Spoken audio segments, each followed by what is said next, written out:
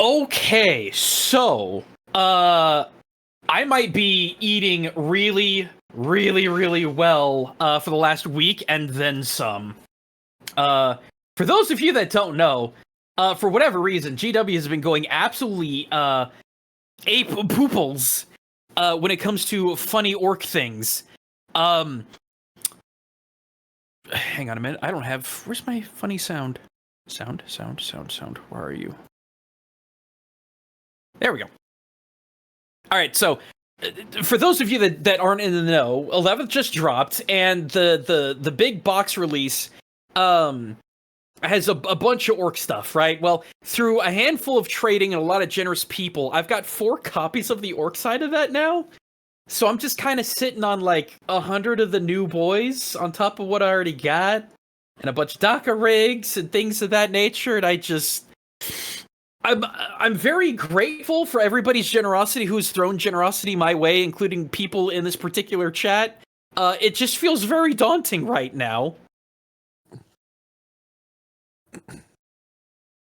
So I have some notes on your cold open. Yeah, it's terrible, I know.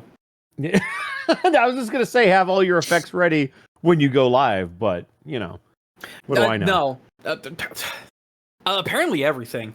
But no, there's new trucks, there's new bots, Christ! There's new terrain. We're gonna get our codex first. There's a new mech. All I want to know is when are you fighting Monty, and where can I buy tickets? We were supposed to fight. About a week ago, but then she got super duper sick, and that just did not happen. She was rolling something that scared the absolute piss out of me, though. Jeez. So yeah, no, I just want to. Yeah. Wasn't there a reveal of the Inquisitions now getting like dragon riding warriors or something? Oh, that is those are the Exodites. So imagine Wood Elves, except instead of hanging out in forests, they hang out on like feral planets.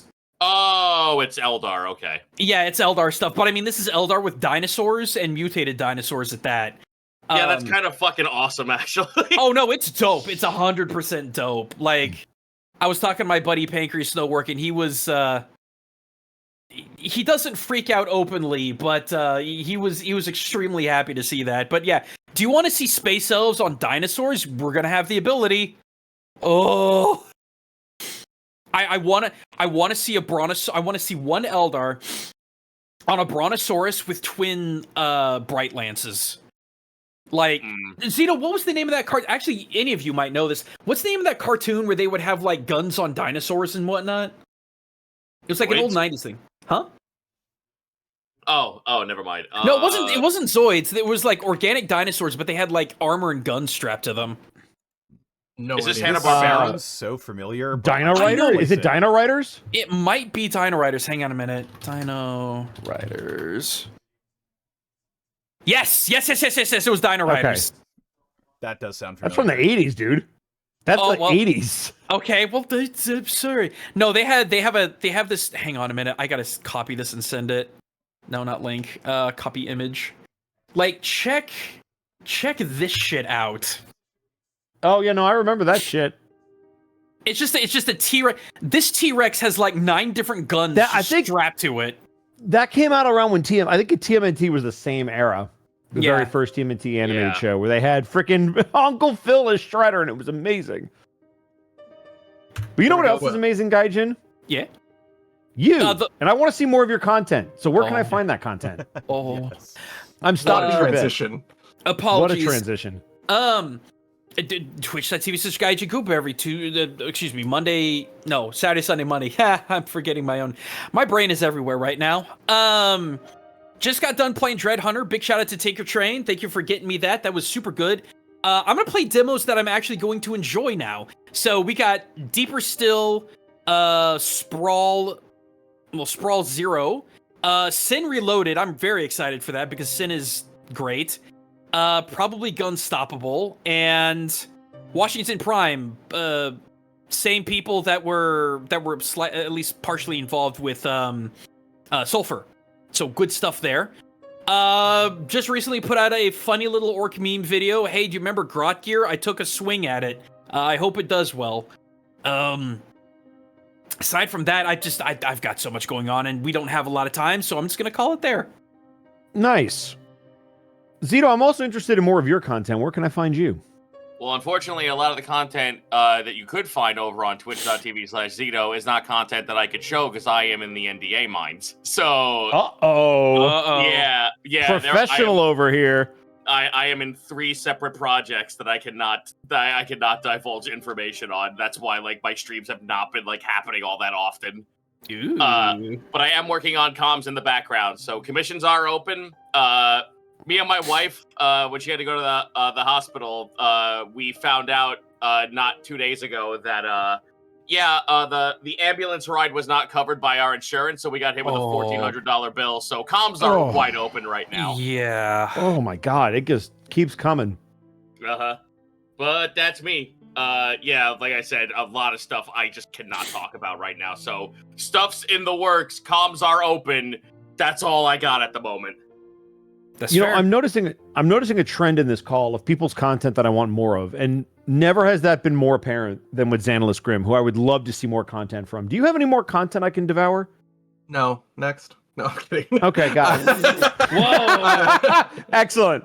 Things are a bit in production, so I can't announce everything yet, but stuff is definitely in the pipelines. I will be announcing it as soon as I can. That being said, this Tuesday, twitch.tv/Distortion Devil, we got some more Vecna Eve of Ruin. So we've been off for a second, but come on back. It's a lot of fun. I play a depressed bard. Shocking, I know. Then, this Saturday, I think I can announce this, right back here for the 4th of July, we have a very special Lancer one-shot that I'll be DMing. So, long if you time like coming. Lancer, I know people have been shaking the trees for more Lancer. I'm sorry, I can't be here. It's okay. No, it's you're okay. good. But aside from that, like I said, everything's kind of else is in the weeds and in the works. But you can see whatever I'm up to and when I'm up to it over my Blue Sky Instagram, where I post all of those things, and that's me. Which brings us back around to me, and Xan already made the big announcement, so I don't have to. You can find me here, being late, because I'm sorry. Hashtag blame Bosco. Also, July is going to be hectic. As you saw, Gaijin is going to be busy on the 4th of July, but we have some Lancer content for you. That's not the only surprise that we have for you. That's going to get announced later, though, because I have to cross all the T's and dot all the I's before I can say anything. But we have some fun stuff in July, and if it goes well, hopefully in August, too. Which leaves us with the one and only Distortion Devil. Where can I find more of your content and all of those lovely videos you've been posting recently? Yeah. Assuming you're not a stoy pooping or muted, one of the two. Well, you can typically find him at Blue Sky at Distortion Devil. Hey. There it is. Totally not pooping. Definitely not. But yes, you can find me at all of those places. My stream schedule is pretty regular as far as special events or things like that. We're going to try and get some Eve of Ruin in this Tuesday. And I'm not sure if I'm going to be streaming this, but there's exciting stuff happening for people who know about the Trench Crusade stuff I've been doing on Tuesdays. Ooh. I'm actually going to be doing a Trench Crusade campaign with a couple of friends, starting around mid-late July-ish. Oh, shit. Yeah, it's going to be a lot Who of are you fun. playing as? I am going to be playing as the Court. The Court of the Seven-Headed Serpent. I could have guessed. I could have. I mean, my leader's a Baphomet. Like, I had to. Yeah. Yep. But yes, I'm not sure if I'm going to be streaming or recording any of those, but it is something fun that's going to be happening. I will be talking about it. So be sure to tune in my Discord, and I might be doing some updates there. But that's snap. About it for me. Have we missed anybody? I don't think so. Yes. No, it's all you. All right. Well, this episode of Fool's Gelt is brought to you in part by Die Hard Dice.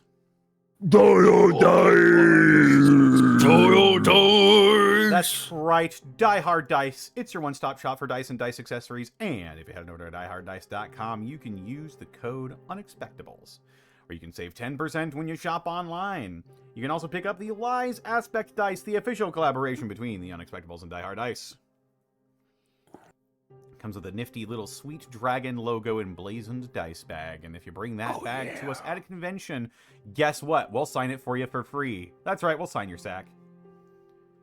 And you might get a chance to do that at Anime Detour 2027. That's right. Woo! Next year, we will be back in Minneapolis, Minnesota for more Anime Detour goodness. If you saw us there a few years ago, well, get ready for more, because we're pulling out all the stops this time. We've got plenty of prep time, so not even Batman can beat us. Cannoli Alley 2. Take that, my Kevin God. McAllister. The difference this year is it's called an unexpected detour. So if you were looking for an all unexpectables convention, you better come to Detour 2027. Indeed. I'm expecting more cannoli. Yeah. Oh, Zito, you better bring some cannolis. All right, give me $80. Sure. You know what? You bring us some good ass Here. cannolis, bet. Those cannolis were worth $80. I will They say. were very good.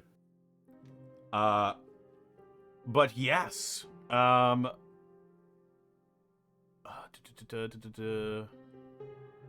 What else did we have?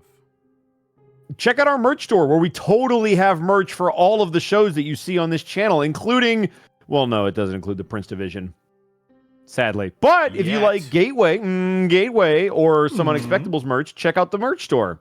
That's right. And we also couldn't do this week in, week out without bits and subs from wonderful people like you. That we will do later. That's right. We will do later. because So we started a hashtag little blame bit- Bosco. We started Yeah. a little bit later, so we will be doing these at the end, but Yes. get them in whenever, and we will read them Yes, off. get them in and then stick around at the end because we will read them. We promise. We We'll try to get want to some. give Gaijin as much. We don't want to keep Gaijin up all night. He's been up a long time and has to get up early, so that's my fault. But Yeah. on that We'll note, get some of the bits and subs during the break. But yes. Yeah. I'm sorry, that I'm a note. problem. we, I believe, are ready to begin. Yes. All right. This is the tale thus far.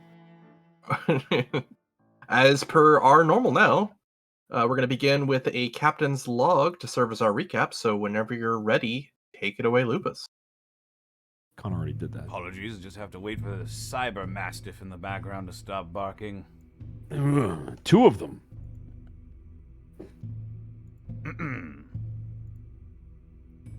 Captain's log, number 7.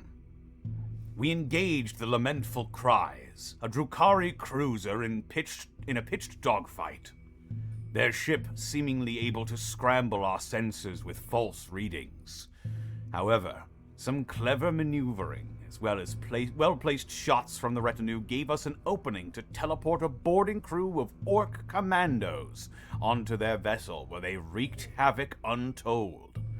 We destroyed the vessel, but not before the Drukhari managed to send boarding parties of their own onto the Fool's Gelt.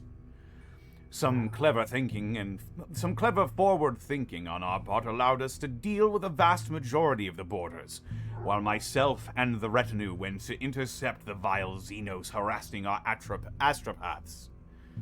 The combat was feverish, with mutated abominations and strange technology whose sole purposes seemed to be to cause pain and misery. But despite being pushed to our limits, we thwarted the assault and dispatched the Xenos with extreme prejudice. Now, as we lick our wounds, we set our sights on Zorgul and its potential chirurgeon.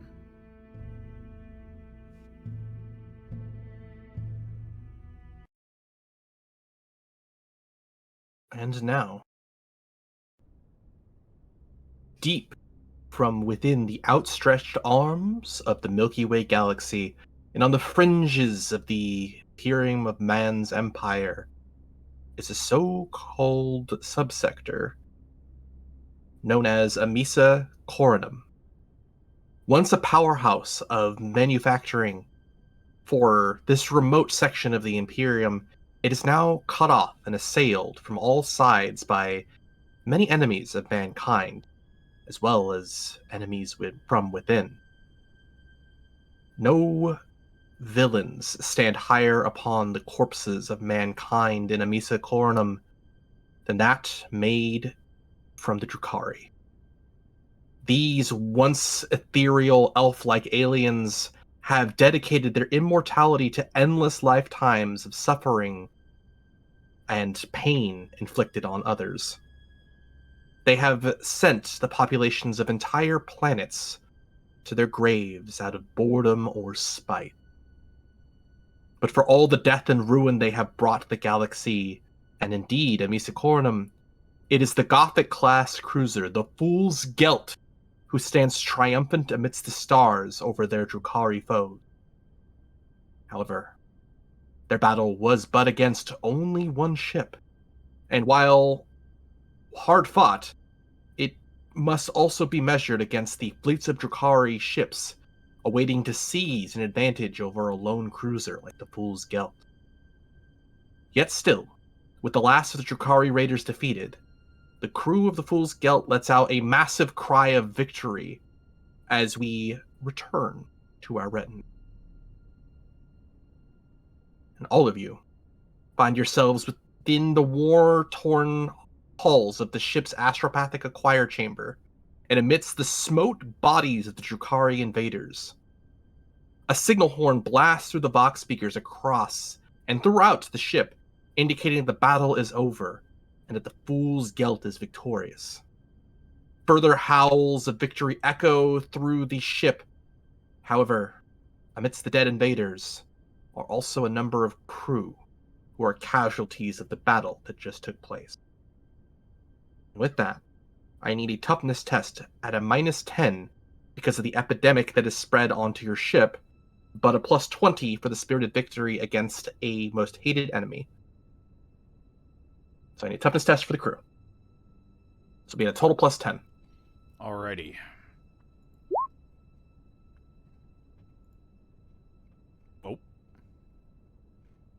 Oh, that was for Nazgob. Mm-hmm. Or is this for all of us? No, it's for the crew. Sorry, for the crew of the ship. Full skill. Gotcha. That's what I figured you meant. At a +10. Alright, here we go. Toughness. It's a failure. All right. Your population, after the damage that was done, goes down by 3. Okay.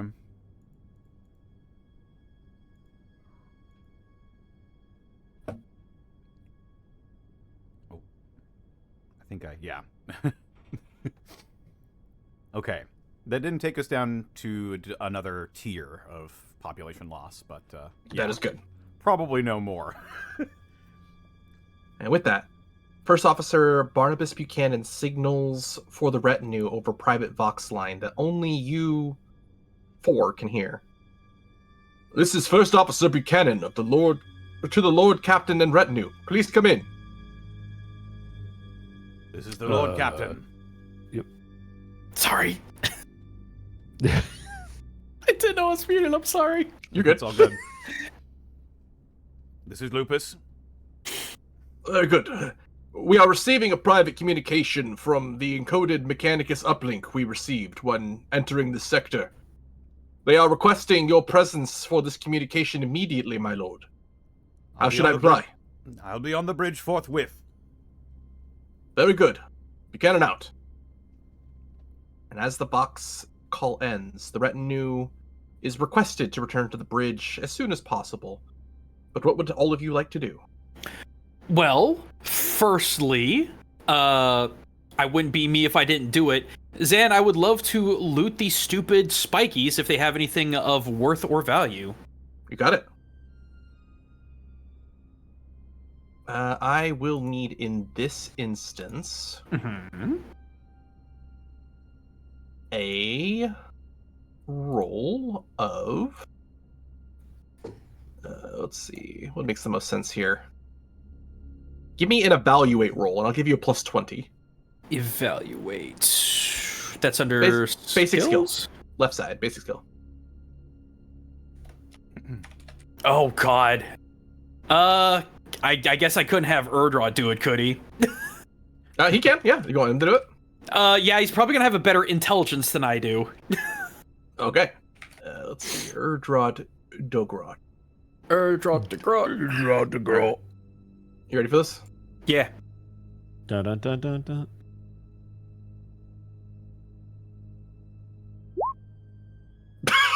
No, my. no. I'm doing it. I'm doing a fate point. I'm doing a fate point. Okay, Come Do on. a fate okay. point. I'm doing a fate point. Here we Come go. on, man. There Degree we of go. success. Hey, I'll Yeah, better. take it. 66.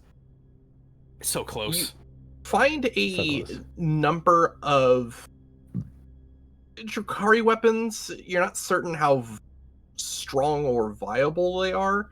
Mhm. However, I will say with 1 degree of success, Erdrot does find something of a armored vest that he can fashion on himself if you want him to take that. or he can- Oh. Try and scrounge some kind of ammo for you. Right now he's wearing 0 armor. You know what? He's earned it. I'll let him get some flush. All right. He wears some xenomesh vest, which will give him 3 armor to his body and to his legs, because it kind of Okay. hangs down to. Excellent. I'm here for our little guy. All right. And is there anything else anyone would like to do? Would I be able to check on the Astropathica just to make sure that everybody in there is good to go? Absolutely. Taking I steps. will. Yeah, because I remember they were around the corner, so we never actually made visual contact with them. Taking steps in, you see the choir master telepathica Bethany Bellentour as she gives you a bow. A number of heavily armed servitors still in the room, ready to receive some of the racks, but would not have been enough, by your estimation, to fully hold off the Drukhari were you not there to assist. Mm. You hear a voice within your head, Jerichus, from Bethany. Thank you for saving our lives. Of course. It is the least that we can do. Is everyone accounted for and all right? Only servitors have been brought low. A few tech priests from outside, I believe, are injured. Not know if they will make it. However, the choir chamber has been punctured. Her sacred rites and protective wards have been damaged by the attack. While we still will be able to receive communications, it is not safe fully to house all of the psychers here, at least yet. Is there anything you require that I can relay to the Lord Captain? Time. I understand. Well, if you require anything from me, you know how to reach me. I will be, hopefully, by my Lord Captain's side for the remainder of the eve. You see her bald head and piercing psionic eyes kind of close as she gives you a bow in the honorific once more. Jerkus will head back towards the group, knowing that they're all good to go. Oh, I'm so sorry. Zan, I have one other thing I need to do really quick. What's A up? liar you are. I'm going to shut it. I'm gonna hit the comm in my ear to call the commandos. Good job down there, boys. I got some nice spiky meat up here. If you lot wants to come grab them, get them nice and prepared, we can have us a little feast here in a bit, hey? Good thinking, boss. We got some stuff ourselves. I'll meet you back at where we're holed up, yeah? Yeah, sounds good, boys. Good job again. You hear a number of shouting and wahs in the background before the feet is cut. Did any of them die? That will be determined by a okay. roll. Okay. That's fair, that's fair. Great. I was about to say they went through a lot, so. But with that, do you want to head to the bridge now, or? Sure. I think that makes the most sense. Yeah. Does anybody else need to do anything, or to the bridge? Apart from, not be very close to death, but I'm good. Yeah. Okay. I actually have a question. As I might have an answer. as we're looking over all of this carnage, sorry, as we're looking over all of this carnage, Drukhari weapons, armor, strange mutants. It's not unheard of for rogue traders to hang on to stuff like this. Certainly not, especially because you have special permissions from the Order Xenos. Indeed. Very easy for you to on ship and off of ship. Would I be able to determine what this would be worth, or would I have? I would need an evaluate. An evaluate. I will say the various tech priests on the ship will be collecting it, and there will be a value of trade, and any valuables that are particularly of note will be gifted to you. But if you want to sign anything immediately, I need an evaluate. Here I go. What? Oh, wait a minute. Incredible. Well, hang on. That's wrong. That's incorrect. That's incorrect. Threshold is 0. Okay, well, I rolled a 31 out of... What would it have been? Oh, my skill is 0. Wait a minute. Oh, this is the full That's skill. impossible, I'm a 'cause you- fucking dumbass. Never mind. You rolled a what's your skill? The ship shall evaluate it. I was like, is it a crew test? Because we would have numbers. I want the whole cruiser One looking moment. at this tiny pile. I was like, I'm sure as a rogue Don't trader, re-roll my it. Just look at what your evaluate what skill's is a your- bit higher than that. Skadoosh. There we go. 5 degrees. Oh, of even success. better! There we go. Even better! Shit.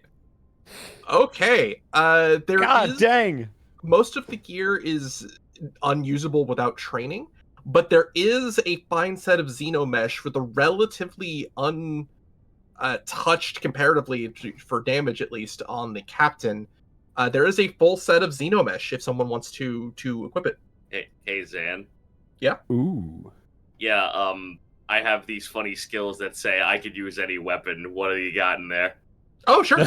Oh. They are all the weapons that were used against you. The only okay. thing that might be of note that is different is the Drukhari power sword, but all the other weapons are toxic weapons, and they don't seem to have much by way of ammo. Oh, splinter rifles and things. Yeah. Well, fuck it. If it's there, let me see that power sword. You got it.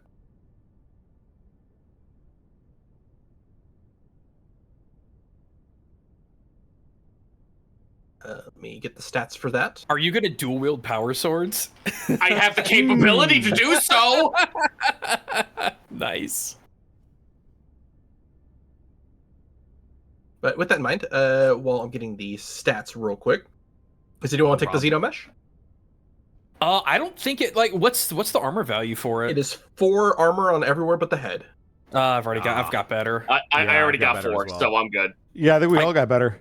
I got 5. Drukhari almost sucks.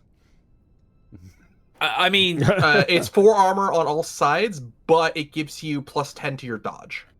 Oh. Okay. Well, now it's As somebody, different. now, hold on. Now I have a decision to make. Hang on a second. Hang on a minute. So, No, does somebody want that? I go for it. I was just gonna say my dodge is absolute dog shit, so it's not gonna help me very much. Wait, how fucking stupid would... Wait, that would give me a plus 10 to dodge, you said? Correct. But it might lower your armor because it's 4 everywhere but the head. That may not matter if you're back sniping. That would make my dodge 83. That's Go for it, pretty sure. damn What- good. It is pretty damn good. If you don't want it, I will take it, but Aesthetically, you get shot as at way well, more. aesthetically as well, xenomesh is kind of like sci-fi chainmail. It can easily sit underneath your armor if you want to still look like, you're wearing flak. It is purposely built to be concealed if you want it. What is your current armor, Zito? My current armor... Is it 4 everywhere or 5? It's 4 everywhere. 4 So head, right body, left, right leg. So you left wouldn't leg. lose anything, but you'd get plus 10 dodge, so Yeah. there's no reason not to. Sick. All right, cool. I'll take it. Yeah, do it. All right, xenomesh. If you weren't, I was, because I do need a boost to my dodge. Would you rather have it? Because again, I have like 70. So you would go dodge. to... Mine would go to 51, so it would give me a 50-50 chance to dodge, but you get shot at way more than I do, so I feel like it's still better on you. and I have other things I can do. Very well. Yeah. If you're cool with it, I'll take it. I am 100% cool with it. I was just not going to let it go unused, but I do think it works better on you. I think next time we should let Zan say everything about the quality of the things that we find first. It's all right. You guys are excited. I get it. We'll get D-Stimmy. Wait, what's D-Stimmy? What D-Stimmy versus D-A? Dustimmy? Yeah. So timeout. I've got a stimmy. Who else has a stimmy? I think. We have 2 stimmies, don't we? I have 2 stims. Yeah. No, I think we have Dustimmy, but I think you have 2 of them. I think because we got. No, two, I have one. Doesn't Lupus have one? I have one, yes. Okay. Okay, that's where the other one is. Here is the Drukhari Captain's Power Sword. Your basic power sword, but it has tearing as well. Ooh, tearing is nice. Tearing is very Yummy. nice.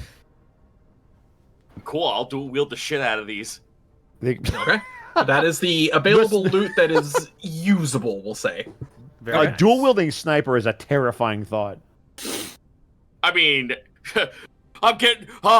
We got the sniper. He's right next to it. Oh no. Yeah, rush him. Just double power swords. Just imagine a tiny mole in flak armor just whips out 2 swords 50 times bigger than himself. As Hey, the how you Lord doing? Captain's personal chamber militant, it is expected of you to be as well equipped as possible. Mm-hmm. I'd say you're well on your way. I gotta tell you guys, this is pretty great. Oh my god. Pretty good. And with that, do you all head to the bridge? Yes. I'm good with that. Okay. As you arrive at the bridge, returning once at last after your battle against the Drukhari, you see Buchanan give a salute. The following crew of officers also seem to do the same in return. Before Buchanan speaks aloud. The encoded signal is not a transmission, but instead a 2-way communication. Press the comm buttons whenever you are ready, my lord.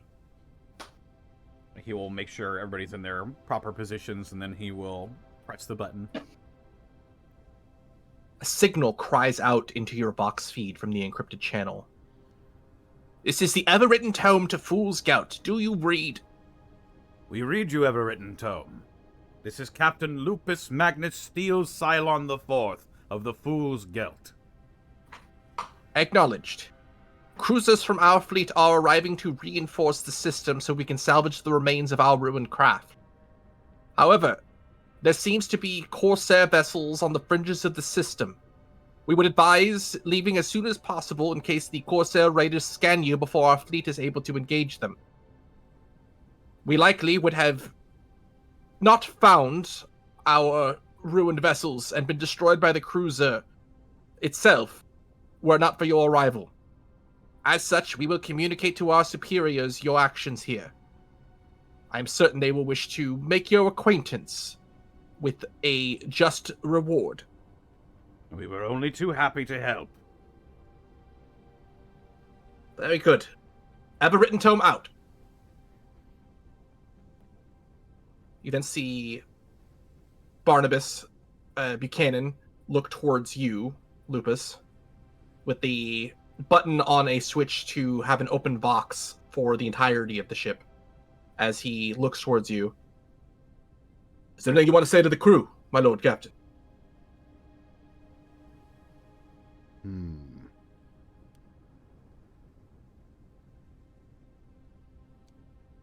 Yes. Comms are open when you're ready, my lord.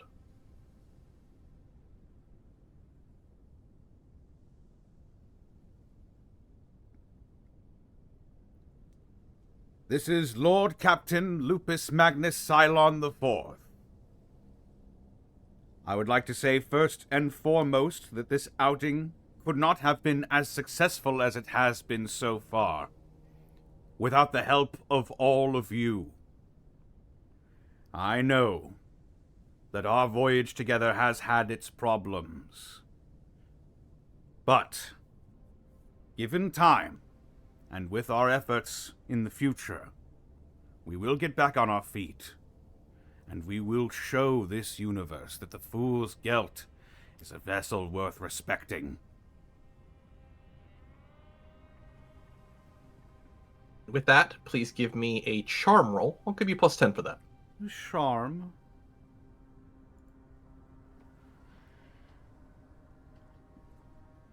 Come on, numpad.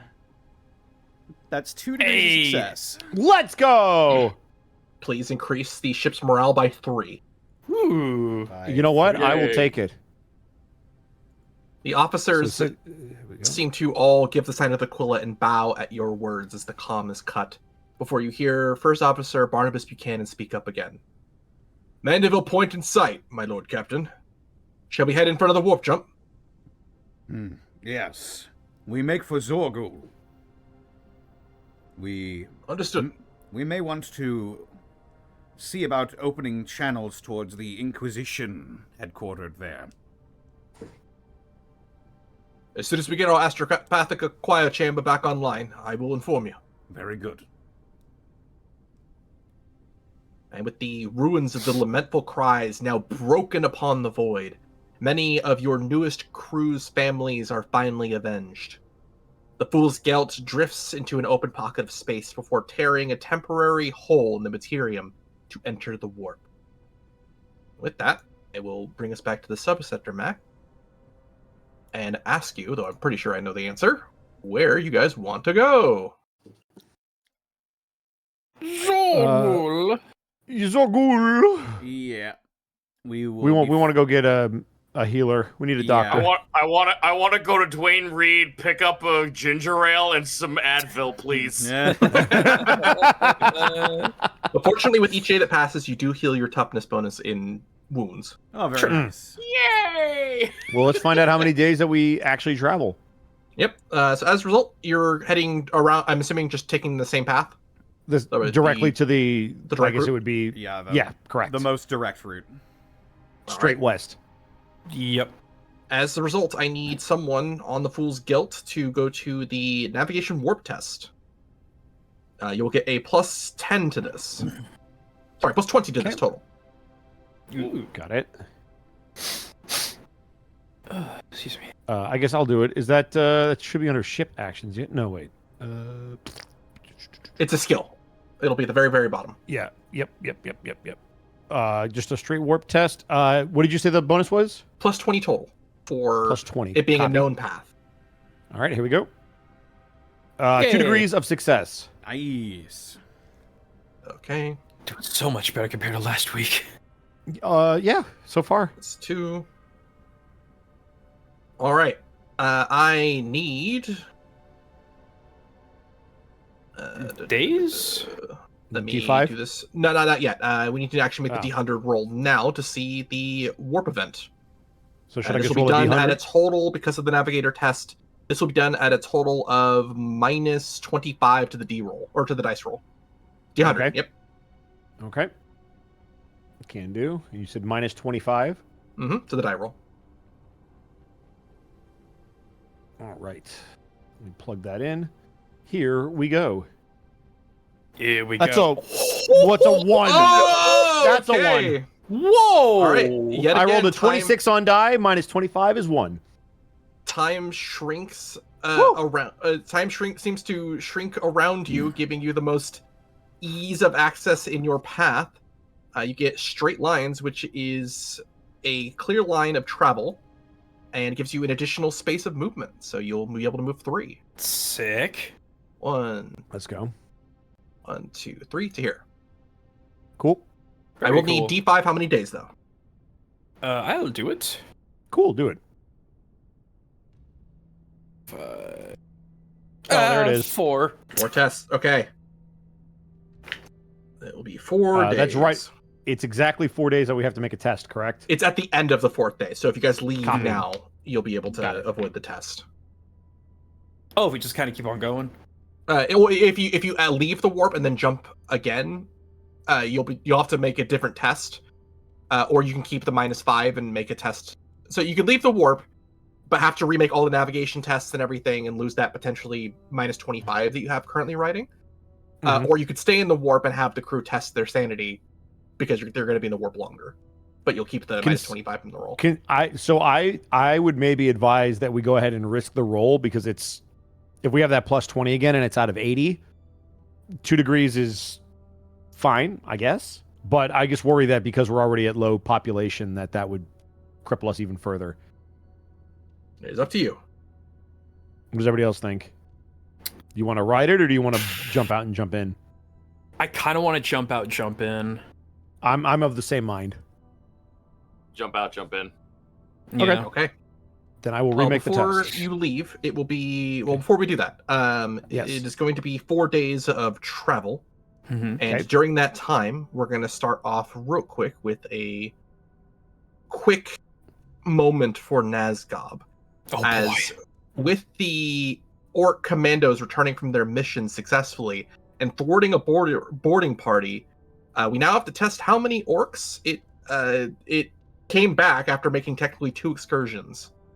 So as such, I will need a toughness test for the orcs, which will be a rating of 50, plus 20 for their speciality in boarding actions, minus 10 because they had 2 repeat battles without resupply or recovery. The total, this is you need a 60 So on a 10. D100.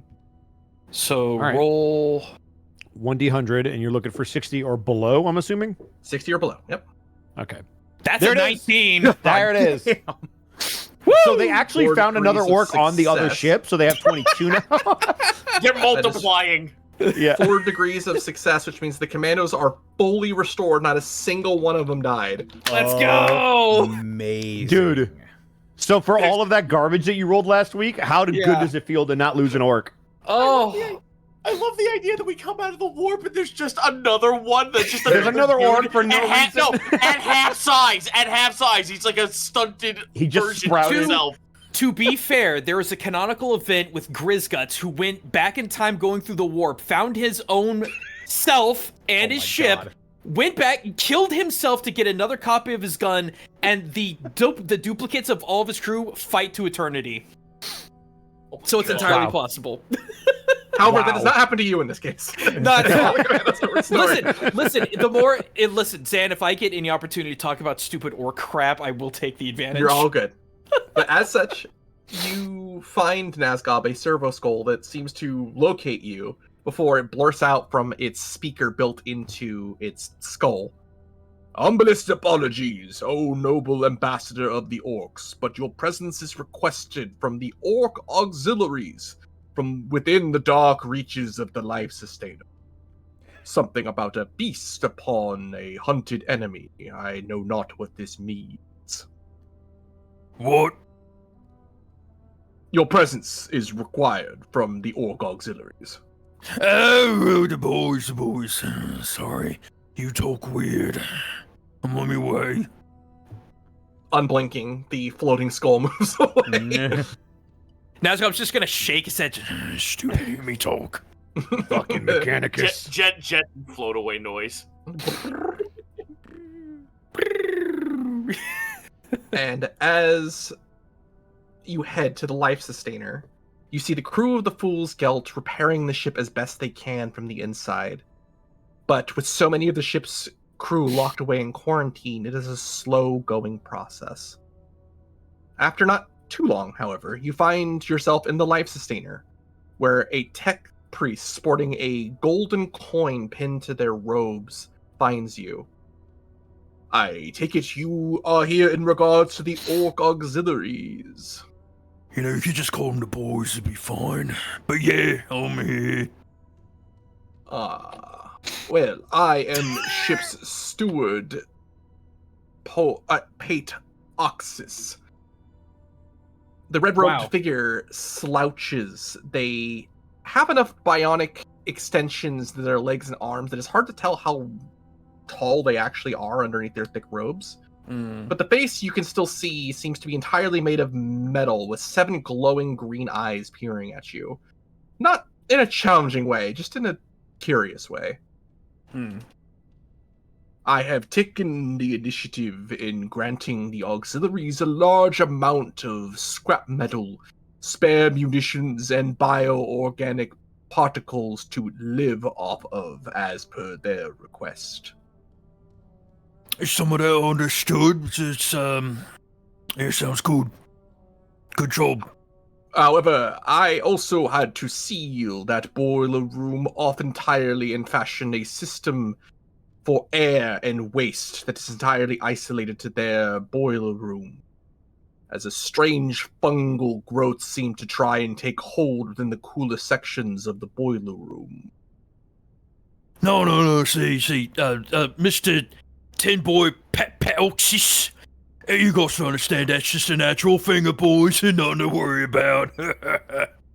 Well, regardless, the growth has been contained and doesn't seem to be able to take well to the elevated temperatures of the boiler room.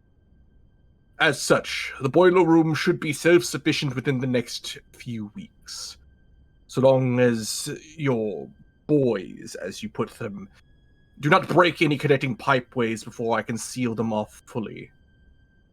No, that's the thing about them blood X's.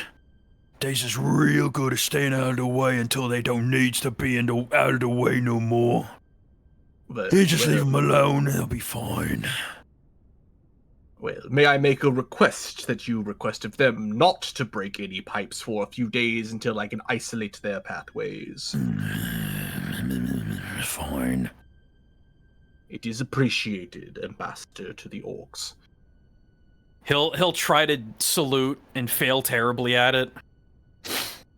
The ship steward bows before continuing their work around the life sustainer, as you see the door that they were standing in front of has now been painted with an orc skull. This door leads to the boiler room whenever you are ready to go in. Oh, we're going in. So ready. All right. You find Knob Stabba da Eye Stabba sitting at the head of a large, unprotected scrap fire in the middle of an otherwise unlit boiler room. Oh, there's me, boys. You kids did some good knife work back there, you did. Ha ha ha. You hear a round of laughter, as surrounding this fire you also see the other orc commandos looting what they can from the Drukhari corpses they seem to just carry with them, and tossing the unuseful bits into the pyre. You also see some interesting-looking meat being cooked over the fire, skewered by spikes broken off from the Drukhari armor. I just want to imagine they're sitting around like roasting marshmallows, but it's like fingers and like That's weird exactly other what you're bits. saying. Yep. Oh. Hey, you boys, scoot over, give me a stick. I want to get in on this. Hey, boss, have a seat. Oh, it's good. See, I told you, we may be surrounded by a bunch of humies and things that look like humies but ain't humies, but they'll get us a good fight, they will. That was a good fight, I'll admit. Hey, you wasn't kidding, that boss wants big fights. Yeah. The Humi boss is pretty good. We got something for you, boss. Oh, something shiny. He produces a freshly clean skull of a Drukhari, resting in what seems to be a fancy spiked crown that is now fused to the bone. Ooh. Hell Does So this is the spiky get captain, I think. At least that's what he was saying before we, got him. Oh, this is not. Now, for clarification, San, sorry, is it just the skull with the? It's a crown skull with it's a freshly clean skull with a crown that's fused to the bone now. Oh, okay. Oh, it's real nice, boys. That's real nice. I'm gonna put that on spin scragger. Little bit of flush. It's all yours, boss. Oh, wish I could get some more for you. Well, you got us out of Whitetooth stare down with Redmaw and into a proper fight. Least we can do is make sure you gets a good trophy. Yeah. What's up with Redmaw anyway? You boys know more about that than I do. The joy in the room becomes a bit more quiet. Yeah, we know about Redmaw. What's the little Zog up to? Not so little these days. He's a war boss, sure. Respect his fight, sure, but... he's not so much, he's in it for his own glory, which is good enough. But he doesn't abide other orcs doing well, if you catch my meaning. It's odd for a golf. Wouldn't think they care that much. That's what we thought too. We tried fighting with them, but again, the moment we started doing well, we started getting orders to fight less and less good fights. Didn't want us getting too strong, as it were. So we was traded instead when we put up a stink. Traded to the White Tooth. We sat there for too long not fighting. There is a deep contemplative look. And Nazgob's not much of a thinker, but all the boys around can tell, hearing them being essentially locked away to not be able to fight, that hits really hard. And he just slams his fist down the steel road. I swear to Coke and Mork, I'm gonna put him in the ground. You see the unease and bit of frustration at you talking about Red Maw seems to turn back to more jovial spirits again as you say that. Yeah, I was hoping you'd say that.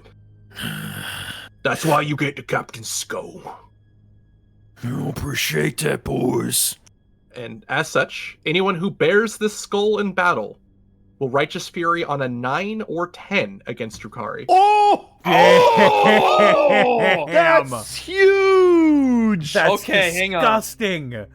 For those of you that don't know, Righteous Fury is the critical of this system. So he now does that not just on 10s, but 9s, which can add to your damage. Oh my god. On all Shit. Drukhari. You basically crit, like, on 9s or 10s. Yeah.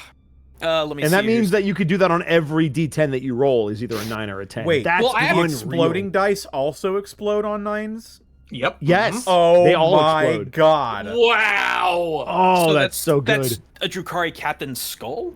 Yep. Mm-hmm. But I mean, the thing is, though, is that I still have to crit on damage. But I mean, depending on how many times Still. I hit, so yeah. Yeah, but you're rolling like God.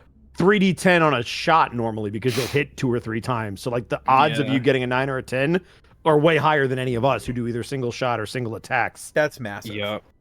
That's insane. Very appreciated. No. We's gonna eat and have a long night of scrapping over the particulars of this little excursion. Care to join us for the evening, boss? Oh, boys, I've been waiting so long to be spending time with some other good boys. I'm gonna go around and like just you know how when a bunch of idiot bros just comes together and start punching each other in a pile? Do I? Yeah. Well, with that, from Nazgob's long night of fighting over the details of who had the best fight and kills, I will need a toughness, strength, or intimidation of your choice against the Orc Commandos. Oh wait, no, hang on a minute. Oh no, I think toughness might be better. Sorry, I get funny extra things when dealing with other greenskins. Absolutely. Yeah. That's willpower and fear. Intimidate skill, command skill. Oh wait, no, that's intimidate to a command. Never mind. I'll just do a toughness test. I think it's my best. Just raw roll, right? Yep. Robert. You will get a plus 20 to this, so that's 2 degrees of success. So 2 degrees of success. That was exactly what I needed. All right. Versus theirs. You beat them. So as a result, you get plus 2 permanently to any one stat of your choice. Ooh. Oh, Zan! The glow up for Nazgob is real. So here's the thing: my ballistic skill is sitting on 58. Do it. Oh, Yeah, put it over the baby. top because that's huge. Yep. Strength. Okay, yeah. Well, welcome to the '60s party, my dude. Yeah, oh, baby. It feels so good. And as such, Nazgob, you spend the entire night and maybe days laughing, punching, shooting, and shouting with the fellow commandos as we will pause you there. Oh. I was about to say, That's do any of us incredible. lose our teeth in the process of brawling? And I'll can I let pick you them pull up? for teeth at the end of this for sure. Okay. No worries. I was about to try and say I could pay them in teeth, but it's going to be relatively worthless out here until we get Absolutely. connections. They So, seem to be more interested in fighting than teeth right now. fair enough. With that, Holt, Yes. you receive a communication directly from Chief Bosun Levita Ironbite. It awaits your approval to listen from the servo skull. Proceed. You hear the Chief Bosun's voice echo through. Sincerest apologies, Master at Arms. We have a bit of a situation brewing in the medical deck. I'll be on my way. Very good. Allow me to appraise you. The militia has dispersed a riot from forming and are bringing back people to their quarantine. However, the mass gathering was caused by a thief who stole medicine from the fire hall. We've caught the thief and returned the stolen medicine. However, the martial justices are ill and quarantined. Chain of command would dictate that you or the Lord Captain pass sentencing on him. However, I could do the dirty work instead if you would prefer. I'll be there momentarily.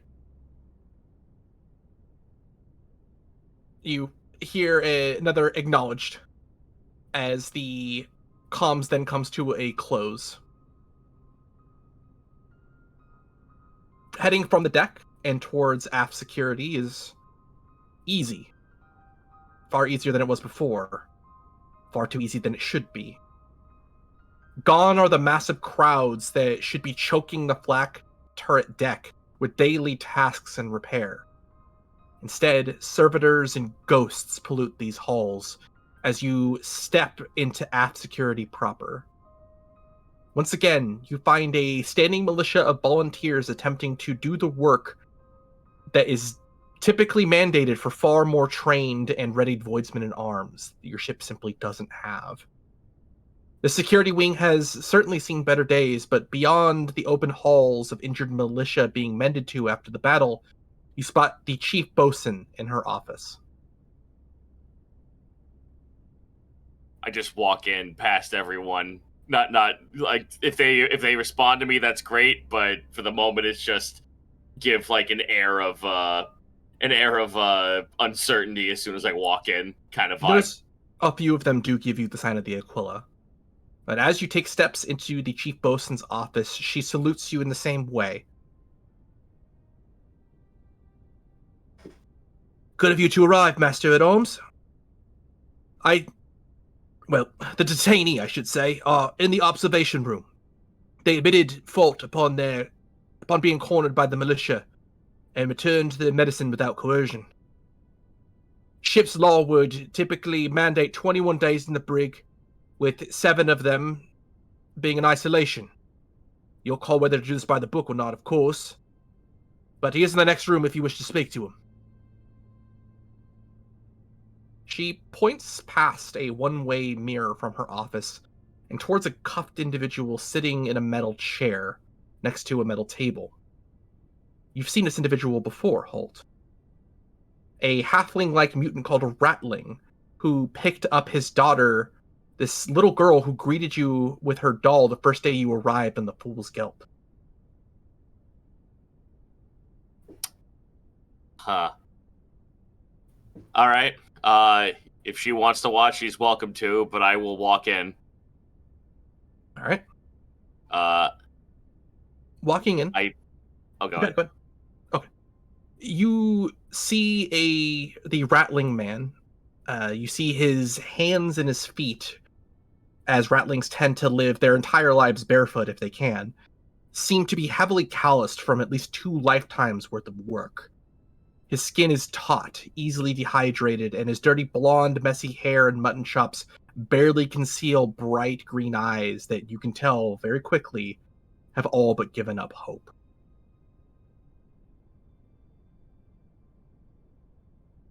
Man looks There's up towards you. another chair in there, is there? There's another chair. Yep. Mm-hmm. Yep. If he tries to say anything, I just slam the chair down on the floor to like make it a loud, deafening noise, and I sit across from him. He gasps for a moment before looking up towards you.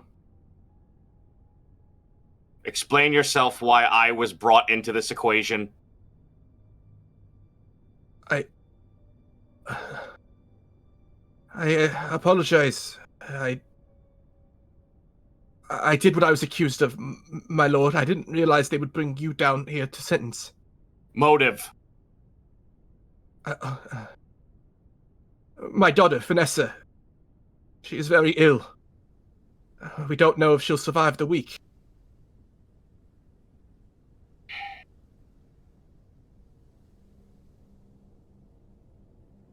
I look at the... is there like a document or something showing an itemized list of all the stuff that he tried to steal? Yes, you see a small cogitator screen that indicates that he stole seemingly just enough medicine for maybe a child's dose.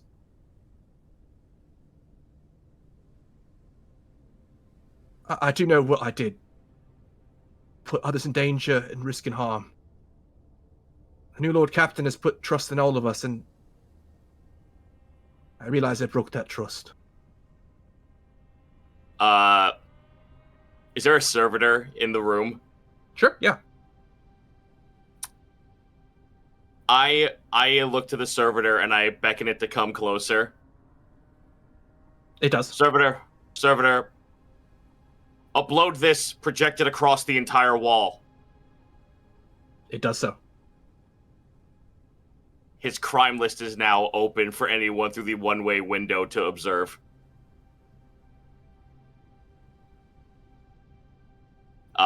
And mostly just to, like, get him to stop talking and look at the fucking crime he's committed, basically, on the wall. He does.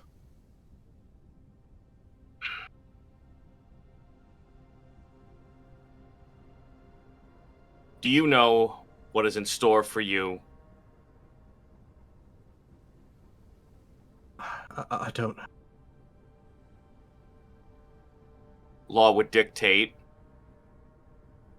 that I should throw you in the brig, isolation as well.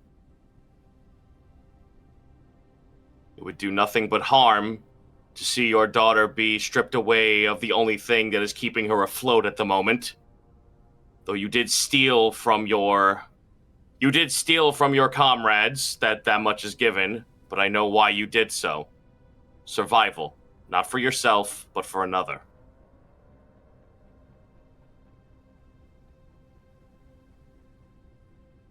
I cannot let this deed go unpunished. Justice must be served for everyone. But I can see that the justice given does not derive you of making sure that your daughter survives. We head for a planet close by, said to have medicine, chirurgeon, someone who can help you. I will allot you 24 hours to see to it that your daughter is most comfortable and to get your affairs in order to see that she is taken care of in your stead while you stay in the brig. You see the man, a glimmer of hope in his eyes, look up towards you, Holt. And it is my hope, and it is the hope of the Emperor, that at the end of all of this, by the time your sentence is served, we will have the chirurgeon. You will see your daughter stand again, proud, and having the Emperor's love in her heart once more as she greets you as you are received. Thank you, my lord. We are all fools here, but I acted poorly out of fear. I aim to pay for my mistake. And I thank you for giving me a chance to try and make sure my daughter is okay. 24 hours before you are received to be brought to the brig. Get your affairs in order. I will not fight it, my lord.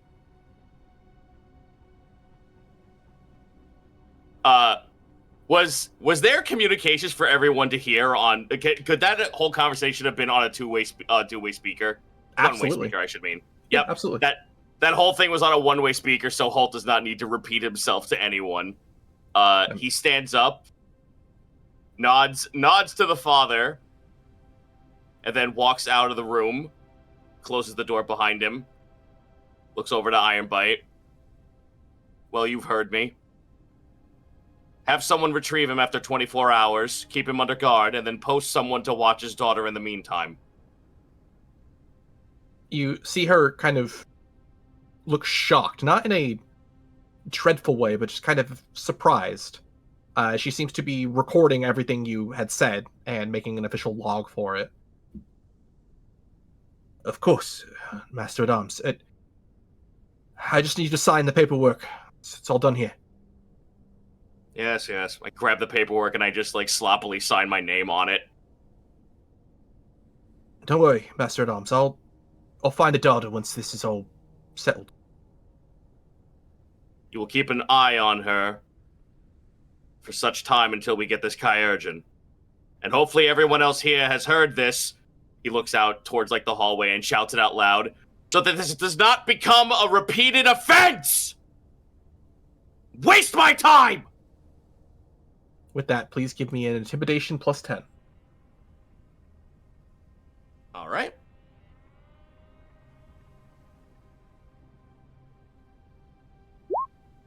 Three degrees of success. Holy crap, okay. As your message rings out through the hallway, you see the militia very quickly snap to attention as Levita Ironbite gives you the sign of the Aquila and bows. The Emperor protects, my lord. The Emperor protects, as you were. And I walk out. And with your business settled here, at least for now, we will pause you there. Fantastic scene, Zito. Awesome stuff. Very good. Yeah. Lupus. Upon the command bridge, there is always an endless amount of reviews, requests, and signatures that a Lord Captain must see to. It comes with the throne you sit on. However, as the first officer delves into this mass amount of bureaucracy to help that you would never wish upon your worst enemy, someone does approach, potentially freeing you from this paperwork-like hellscape you find yourself, at least for a little while. You see the ship's master of the Vox, an unassuming-looking tech priest in red robes, seek you out with a humble bow. My Lord Captain, they say with no small degree of respect.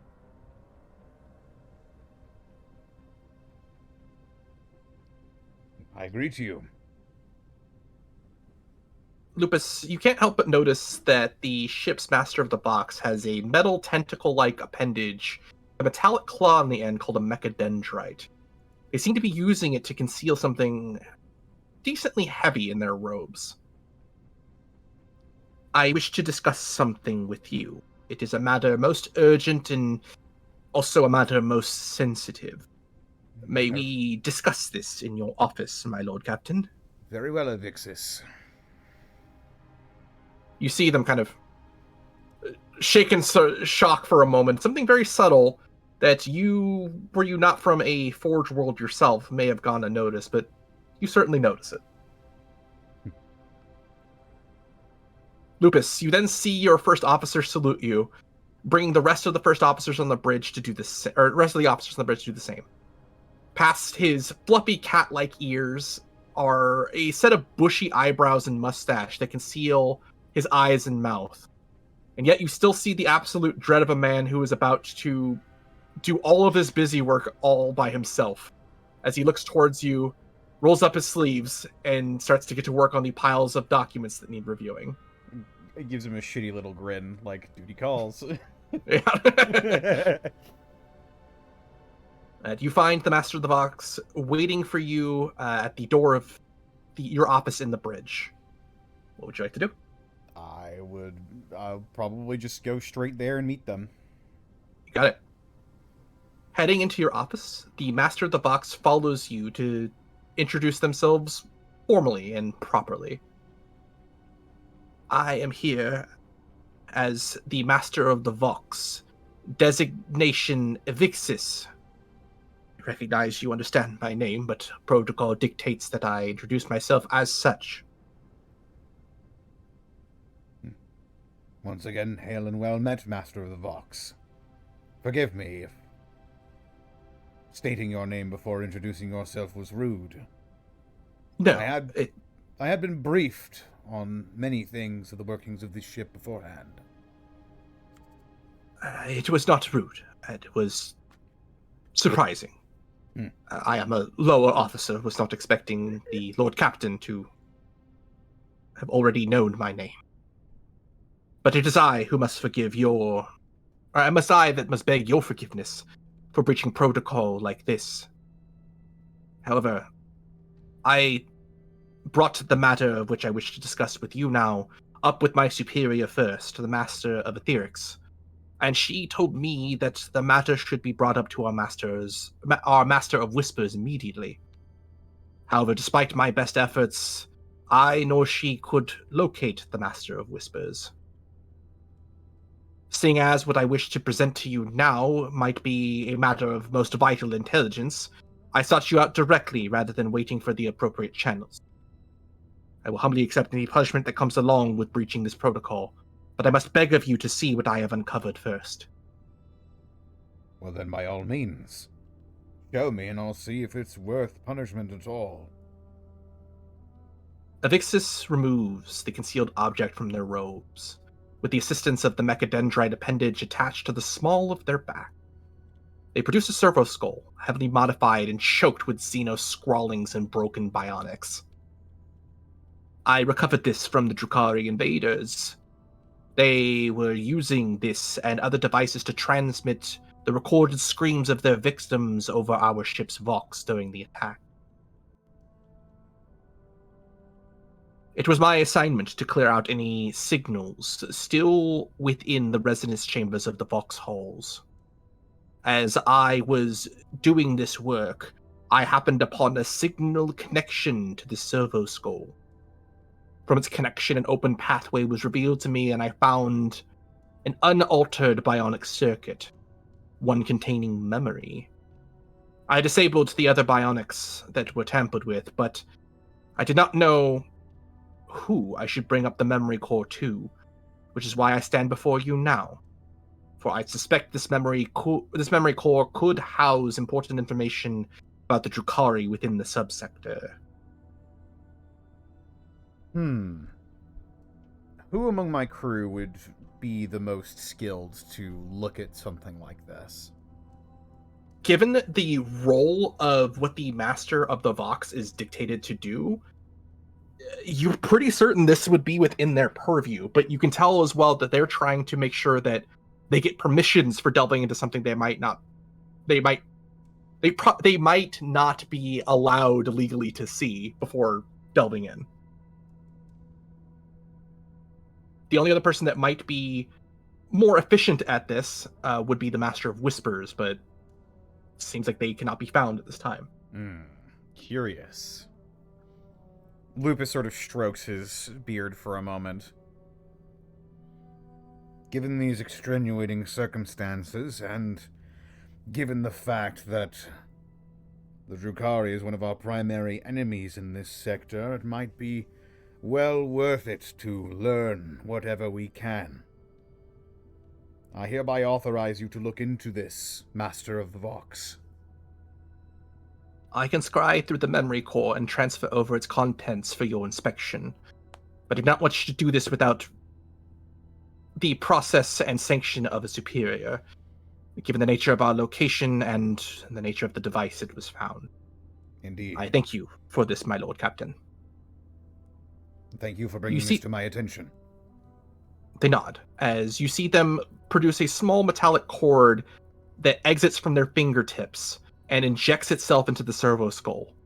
Another cord leaves a separate fingertip and places itself into a cogitation tablet with a touch screen that is now placed upon your desk. From the cogitation screen, you see thousands of lines of code begin to form as brief flashes of images begin to take shape. None of it seems to make sense, at least at first. until finally tangible information reaches your eye, and the collection of data is being translated into this message. And for a fate point that you may spend this session if you wish, Ooh, would you mind reading this absolutely. in character? The lamentful cries is to give seized Monkai vessels to Orc war boss and secure alliance. Stop. The lamentful cries is to engage Monkai vessels to remove their threat to the Orc war boss. Stop. The lamentful cries is to meet with the Corsair fleet of the Chain Enders with the Archon's demands to secure their loyalty. Stop. The lamentful cries in the Corsair fleet of the Chain Enders is to engage the Cabal of Shattered Hopes at New Damascus and capture a Cabalite from the Cabal of Shattered Hopes. Stop. The lamentful cries is to return to Cape Cornu and deliver the Cabal of Shattered Hopes prisoner to the Archon. Stop. The lamentful cries is to destroy the flagship of the Corsair fleet of the Chain Enders once at Cape Cornu. Stop. You then hear the Master of the Vox speak. It would appear that Drukhari were unaware that Servo Skulls will constantly be recording anything they hear or see unless ordered otherwise. These Falzinos don't think much of us, do they? It appears not. There is one final piece of translatable data, it seems. Shall I clear it up? We've come this far. I don't see why not. You see a broken image then begin to form on the cogitator screen. One of Drukhari. They are adorned in the many skulls and pelts of their victims. Upon their head, a red metallic crown with a crest in the shape of a downward dagger. Evixis translates the data out loud. Leader of the Cabal of the Laughing Dagger, and self-proclaimed ruler of Cape Cornu, Archon Arknuzoris. The image of the great enemy of Cape Cornu, and indeed all of the subsector of Amisa Cornum, blazes upon the cogitator screen, as you finally have a face for your foe. Evixis then speaks up again. The data now only exists within the memory of this servo skull, this cogitator slate, and us. In regard to this information, what are your orders, Lord Captain? Once the Master of Whispers is located, relay this information to him. You see them bow. Very good, Lord Cap. Until then, this stays where it is, between all of us. As you wish, my Lord Captain. I shall return to my duties and report any relevant information to up the chain of command. Assuming we are able to locate the Master of Whispers, of course.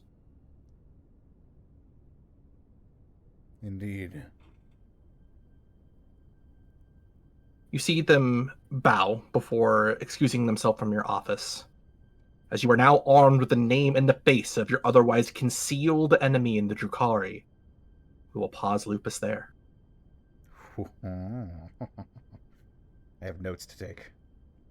Yeah, right? Jesus, way to just drop a bombshell.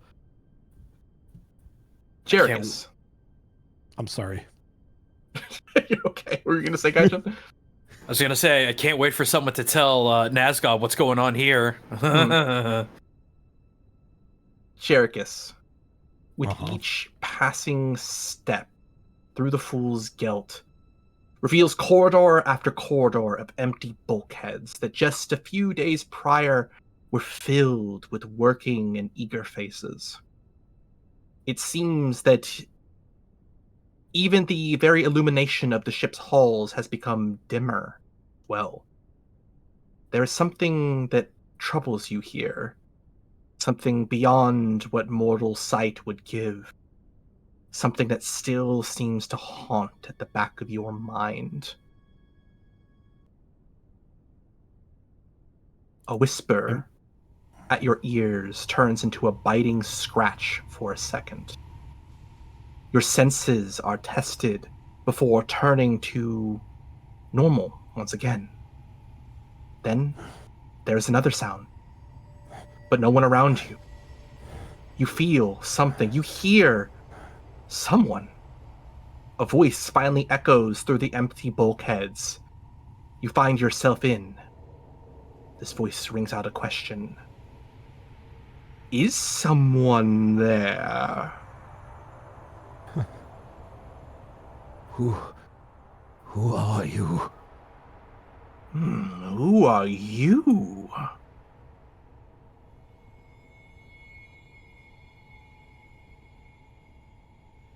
You feel something ripple down your spine, like fingers slowly making their way down your back.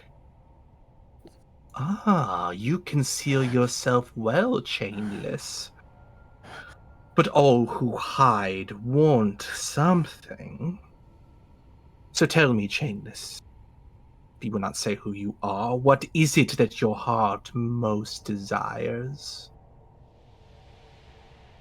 Release your hold on my mind and get out. Please give me a willpower test. All right. Just a pass, barely. As he's barely holding it together. Whoever sees him in the halls, if there is anyone, he will have moved to kind of prop himself up on one of the walls of the bulkhead to just not completely fall over as he has these sensations all over his body. Jerichus, there is no one around you. You are alone with this voice, and yet you hold yourself well, keeping strong to your convictions and your sense of self, because you passed. Permanently increase your willpower by 3. Oh, okay. Your thoughts dwell, yet fortify. You are not so easy a prey as you look. But very well. Your conscious mind may be your own for now, but we shall see how silent your sleeping mind fares. See you soon, whoever you are.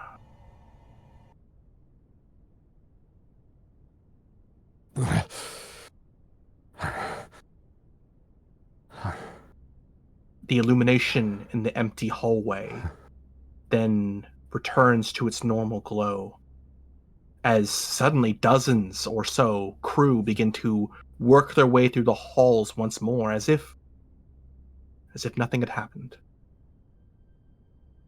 But this brief moment of normalcy as you catch your breath is interrupted by yet another psychic call in your mind.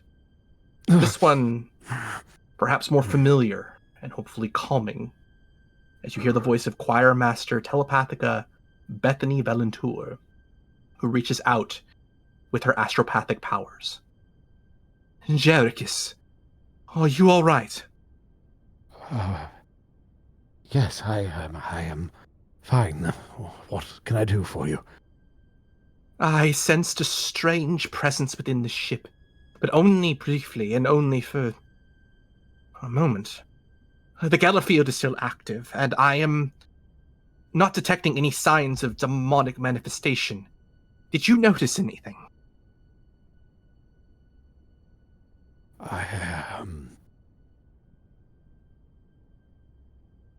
Something is stalking me, but I don't know what. Not just you, I'm afraid. I am heading to the Navigator Seclusium. I shall reach out to the Master of Whispers as well. I would request you meet me there as soon as you can.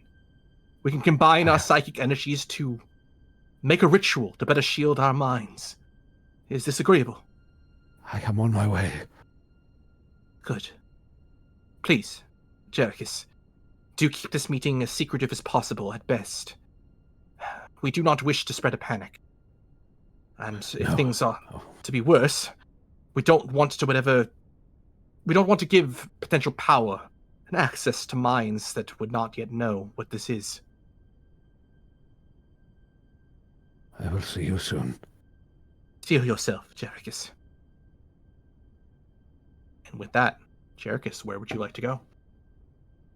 To the secret meeting, but as he kind of finally has all of the voices out of his head, he'll kind of reach up and grab his left shoulder and just kind of clutch his armament with his right hand and just take 2 or 3 steadying breaths before he almost uses his psychic abilities to straighten his whole body out and remove any of the tension or awkwardness, as he will force himself to walk the halls as if nothing has happened and will proceed to the meeting room.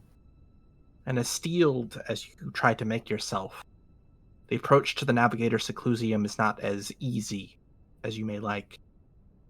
Cast upon every gold coin worn by the crew members of the upper decks that you pass, you see faces.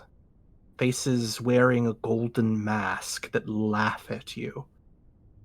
At first, just a strange trick of the mind, it would seem, yet more and more, these hideous horned and laughed masks find themselves around you.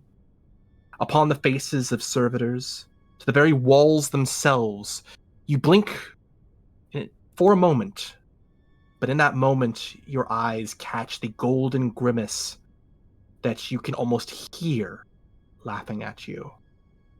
Until finally, you reach the Navigator Seclusium.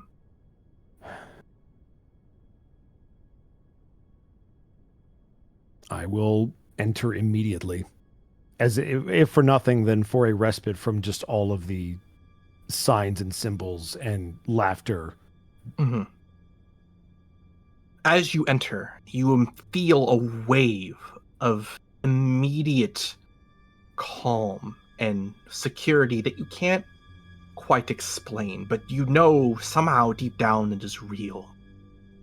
And past the doorway, you see into the hall itself the Navigator Primaris, Gloria Victorin of Magisterial House Noctori, leading a procession of chants with a small squadron of astropaths the choir master brought with her. All form a massive circle upon the open deck, reciting, almost singing, a resonant litany of verses taught to all sanctioned psychers to quell outside thoughts from the mind. Choir Master Telepathica Bethany Valentour then walks up to you, Jerichus, and speaks. Master Helmsman, I am glad you made it. I appreciate your invite. She smiles towards you with a comforting yet concerned grin. However, something you do notice as well, Jerichus, is every known psyker aboard the Fool's Gelt is here, save for one. The Master of Whispers, Echo Traditium, nowhere to be seen. He was the one that I was with the first time I felt this presence on the ship, correct? Correct. Jerichus will take that piece of information and pocket it for now, waiting to see if Bethany has anything else to say, perhaps to explain. I must ask, have you seen the Master of Whispers? I had hoped that you had found them on your way here. I must say I have not seen him since our encounter earlier. Would you like me to go fetch him? No, I have tried to reach out to them. I cannot sense them. I fear for their health. But I would know not where to send you to fetch them. They are not at their posts, nor anywhere that I can see. But things are getting worse for us. We must act assuming that the worst has befallen them. We must shield our minds if we are going to stand any chance at helping them, or our ship. Is this agreeable? Yes, I understand. Simply tell me what you need me to do. The Navigator Primaris has opened this ritual to us, and I shall lead the course in protection.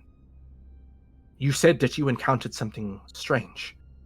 We would need you to enter the circle and open your minds to us to let us experience what you experienced. With faith, we can figure out what has happened exactly to our ship. At the mention of opening his mind, he will almost instinctively, not even thinking about it, clutch that same spot on his shoulder as he kind of thinks. You would be looking at the memory of what just transpired, nothing more. With such things, Jerichus, memory fails in ways we don't expect. Ideas, thoughts, dreams, and nightmares twist together in our minds from the very immaterium and allow us to see things that didn't actually happen. I will go only as far as needed to determine what this is. I should warn you, there are many things that I do not even remember about myself, and I fear for what may become of me if they come to light. I understand.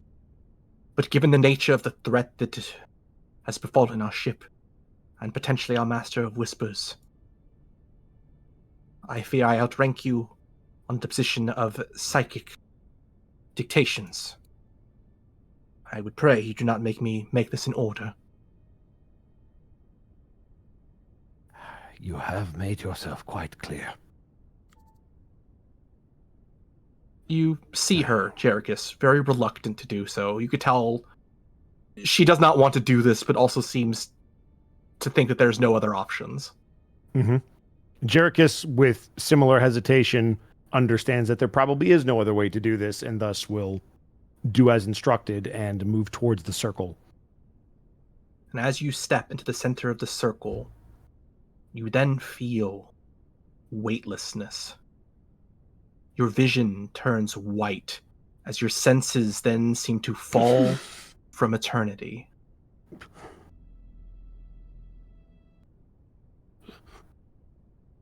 The choir master's voice then sings in your mind. I beseech thee, Jerichus, open thy mind and reveal unto us his truth. Please give me a willpower minus 30. Okay.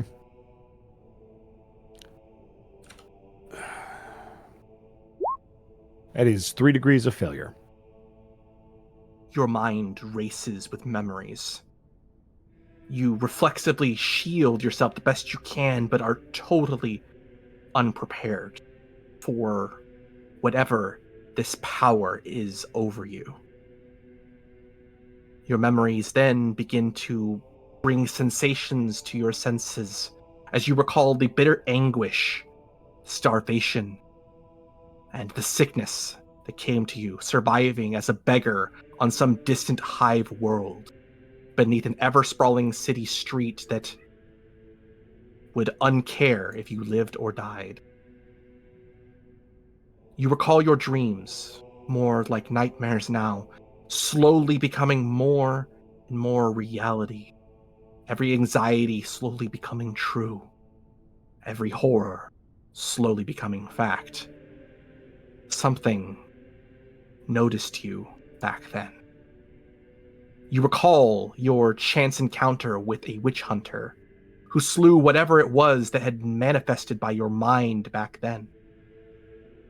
You recall them taking pity upon your weakened state before bringing you to a space dock to board a black ship ready to be shipped off to Emperor knows where. You were born a psyker. You've hid your entire life knowing that it could be a death sentence if it was found out. And you were ready to meet such a fate if that were to be true.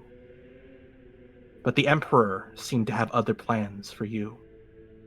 For you then recall, before you were ever able to enter said black ship, an Inquisitor and his cadre found you and seized you from the witch hunter by holy right.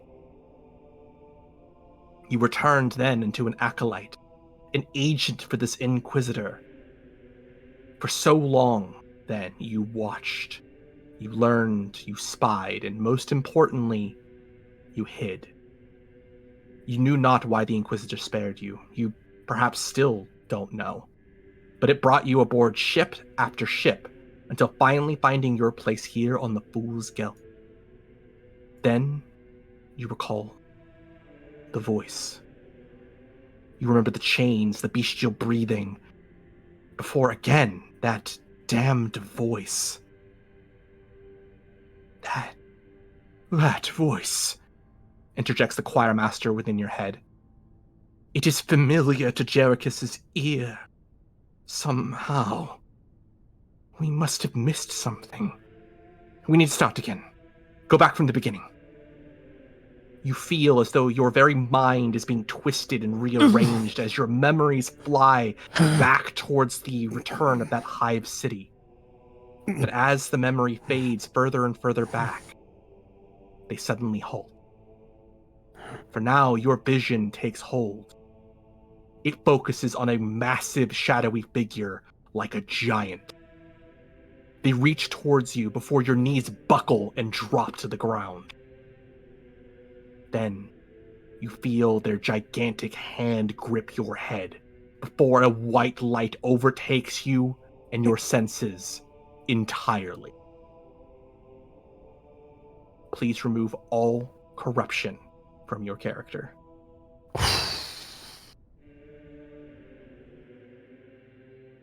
All right. Jerichus, you find yourself back aboard the Fool's Gelt. On the floor, laying down in the center of this circle, you see one of the lower-ranking astropaths now on the floor screaming, his eyes now completely melted from some searing unknown heat. The others try to remedy his condition, all save the choir master who looks towards you, Jerichus. With her voice in your head, it echoes as her face looks mortified. You hear her ask, "Who are you?" We will pause you there. There we will take our break. Jeez. Holy God. shit. I was wondering. I was wondering when that was going to happen. Okay. Well, I guess we're going to have this talk now. Oh, I'll be right back. Oh, Yeah, me too. Oh, my Lord in heaven. Well, great narration, Zan. Fucking incredible. I really have to pee. I'm very sorry. I'll be right back. Go ahead. Go pee. You've earned it. Oh my god. we slaughtered our individual scenes tonight. Yeah, that was some crazy shit, man. Holy fuck. This is an insane group. This is what happens when it just all clicks. That's what happens, man. Yeah. Alright, I have to go tend to a very sick doggy, unfortunately. Go for it. Oh, what happened? Well, Frankie threw up, and there might not have just been throw up in it, so I have to go see what that's about. All right. Well, go take care of doggy. We'll be here. My poor boy. Yeah. But welcome into the halftime show, everybody. We appreciate you joining us from wherever you are. Hopefully you've been enjoying episode 9 of Fool's Gelt.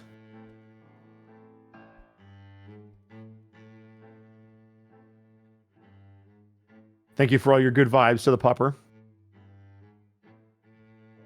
And I guess what I can do is grab some bits and subs and see if it'll actually load for me and let us do what we need to do. Let's find out, shall we? Let's go all the way back in time and see if it'll work.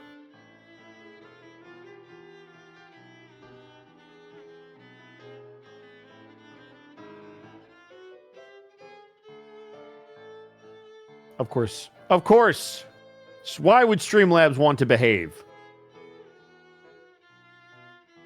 All right, well, I'm going to go through this, but I did see GTG Maximo. Thank you so much for the tier 1 sub for 50 months. Appreciated.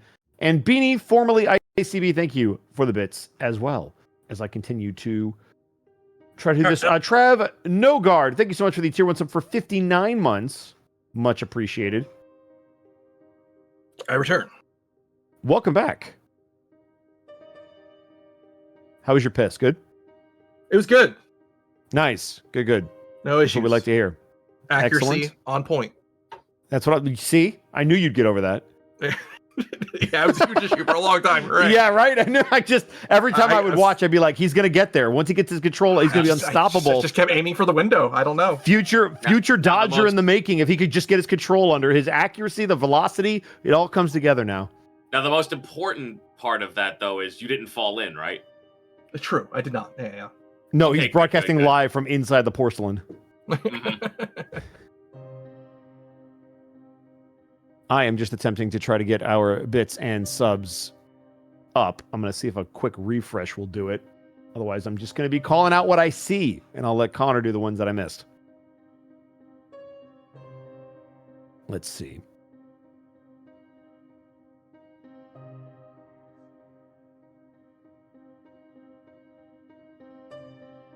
Nope, it ate all of them. That's amazing.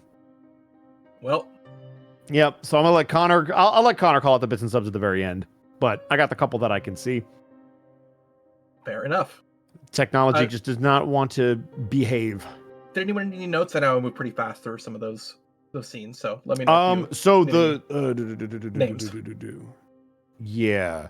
I need the name of the person that Holt was speaking with because I was so engrossed in the role play that I didn't take any notes. Which one? The father. Yeah, the father. They never asked the name, but I can't give you that name. Okay, if you're allowed to. I don't know if he would know it.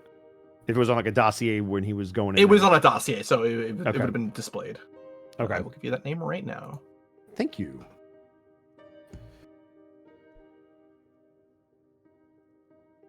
Blackfoot Ferret, thank you so much for the 10 Tier 1 subs gifted to the community. That is very kind of you, sir. This one, right? For the yes. Yeah. Okay. Yes. Welcome back. Okay.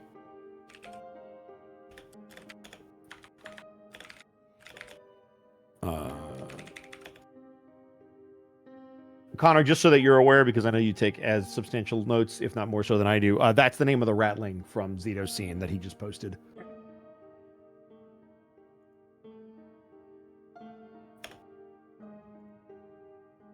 I was saying, if anyone needs any names or anything, I will happily give them. Mm-hmm. Yeah. I've got to take this lamentful cry note down, which I can do in just a second. In the Roll20 chat. Oh. Yep. Gotcha. Henry Trolley. What a trolley problem. Yeah. True. Damn. This is the true trolley think problem. of that, damn. Yeah. No, Zen, you absolutely thought of that. Take credit for it. I wish I was that clever. No, you're more clever, which is why you would never stoop so low. Cleverer. The cleverest. The most cleverest. Cleverer. Seized. As Evie would say. God damn it, I was typing that. Zen, you gotta keep up.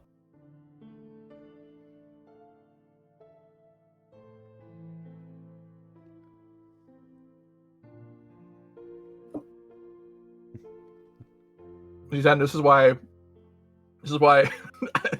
we don't join the same call, because you'll win. I have a stream buffer, so I get a change.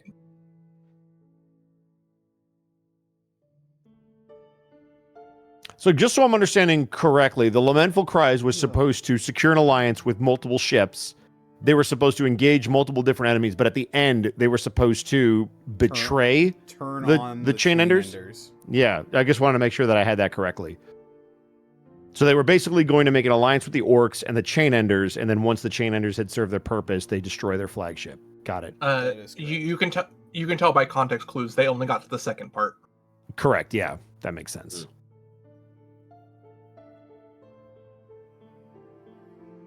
But having this as recorded in a servo skull is huge leverage over all of these folks, if that were to come into play. Indeed. I'm not too familiar on how the Drukhari and the Eldari view each other. Honestly, I couldn't tell you in canon how they view each other. Zan could have totally wrote these particular branches to be different, though. That might be explored. That's true. Yeah. It's probably better that we don't know. Indeed. By the way, I find it so amusing. This is a slight tangent.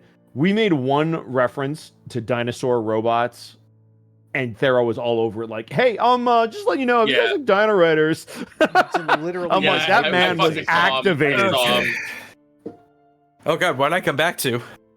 We're just talking about how Thero was very quick and activated by your talk of Dino Riders. Oh jeez, It was like, so you talk about big toys, big dino toys? You think if anyone's gonna know that instantly, it's not gonna be Thero? Yeah, no, they would. It's the speed that I'm impressed with. It's not that they know or that they had it at the ready. It's the speed, really. Did I ever tell you the time where Monty pulled me in a call? Like, it was like, "Hey, Zane, can we talk real quick?" And I'm like, "Okay." Join the call, like, not sure what's going on. And then Monty's first question is, "Hey, Zan, do you know anything about the BattleTech universe?" The neuron. I literally said, and I left the call. I couldn't handle it. The short circuit in real time. I can't. No, we're going to be here for 20 hours. Yep. I imagine, it was a lot like this. the bald SpongeBob looking like an ice cream bar. Zenlita, thank you for the 100 bits. When Zan said the other ship's name was Everscribe, I couldn't help but think of it as Ever Given. You guys get a distress signal of them stuck sideways in the warp. Ah, jeez. That's funny. All right, well, it sounds like we're all back. We ready to get back to it? Let's do it. Where are we picking up after that saga? We'll find out. I'd like to.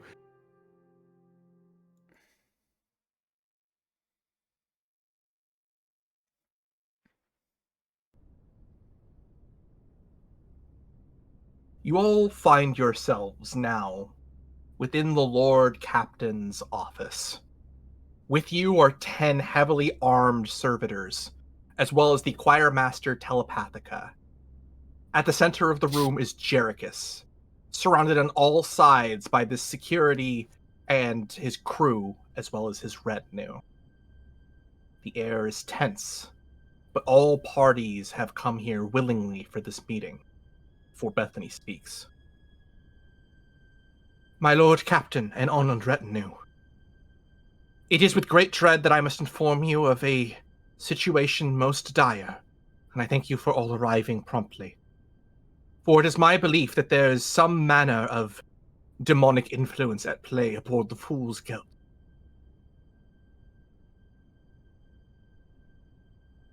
Jerichus aided us in the detection of this influence. But to do so, we had to scour his mind. And while I hope it would bring some relief that I did not detect any influence upon his soul from the great enemy, I must report that there have been... You see her take a staggered breath before she grabs her head. All of you see the veins in her bald scalp now visible as she tries to center herself before continuing. Someone is or has concealed something about Jerichus, perhaps even to him. I cannot say more. Prying further nearly killed one of our astropaths.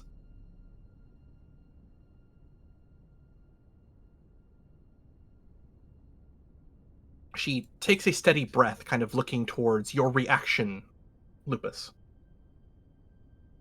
I think initially the shock of seeing the astropath's veins in their heads sort of bulge with the mere mention of what is happening sort of causes a little bit of unease in Lupus, but he quickly steels himself and he looks right at Jerichus.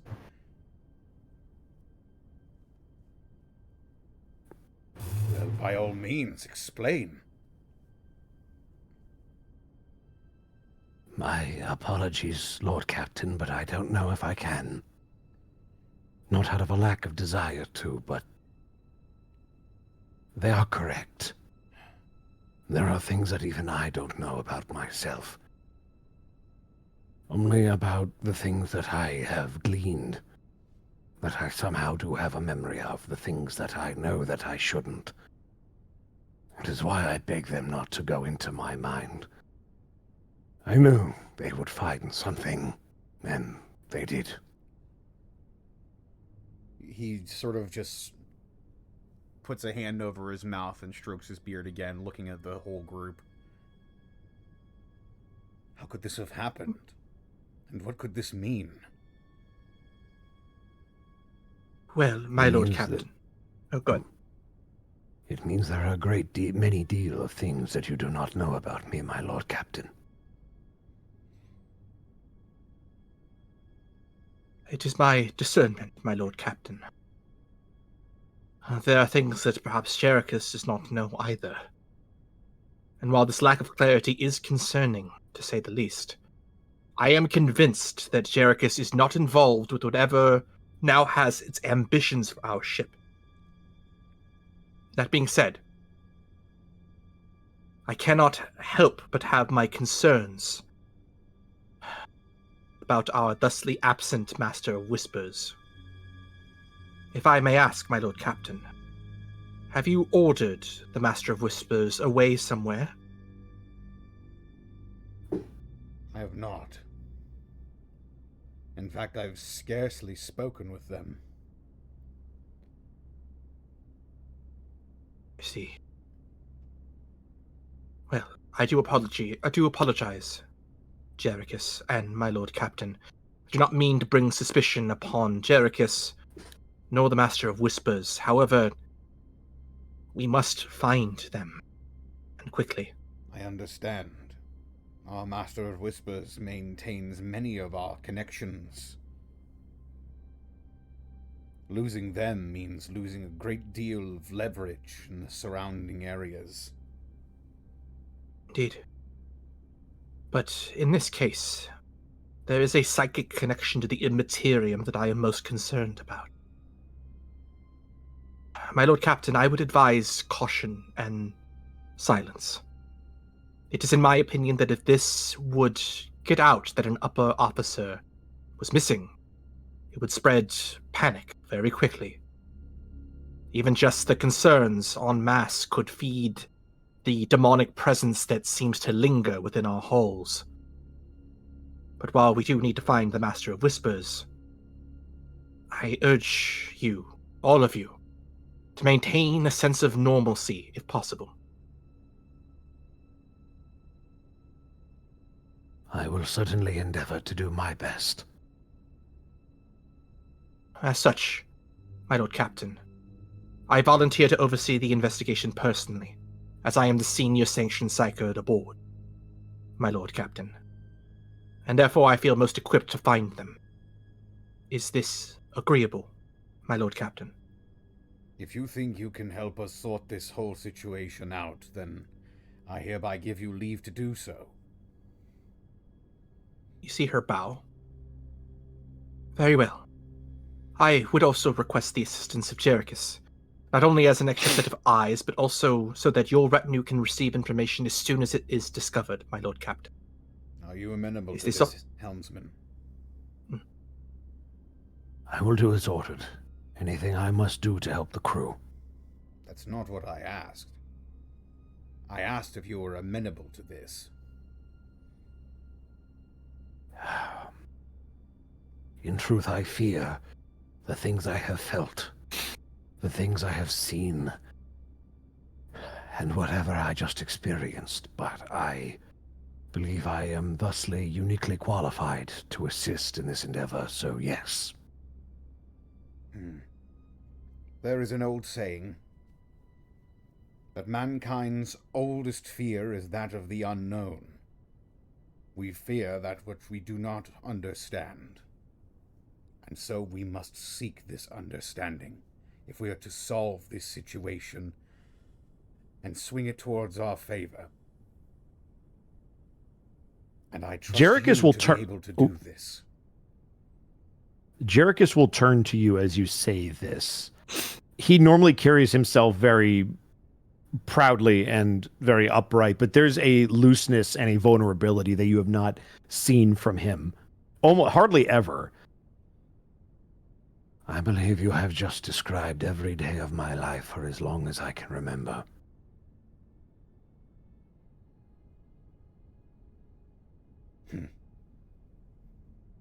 Well, then this shall be no different. Indeed. I will excuse myself and get ready to work unless you have further need of me, my Lord Captain. You are dismissed. I will be contacting you shortly, Jerichus, but take what time you need to collect yourself. Bethany then bows to the retinue before dismissing herself. The many servitors charged with her further protection then follow. The retinue is now alone to their own devices, with some time before their next navigation is needed, or assistance in navigation is needed to go through the warp. Question. Would anyone like to do anything during that downtime? Yes. Yeah, actually. Yes. So, question. We've all met the Master of Whispers? Yes, Master they Whispers, were the first one to greet you when you arrived on the Fool's Gelt. Yes. Okay. Echo Tradicum. Traditium. Traditium. Uh-huh. Hang on. What do you look like?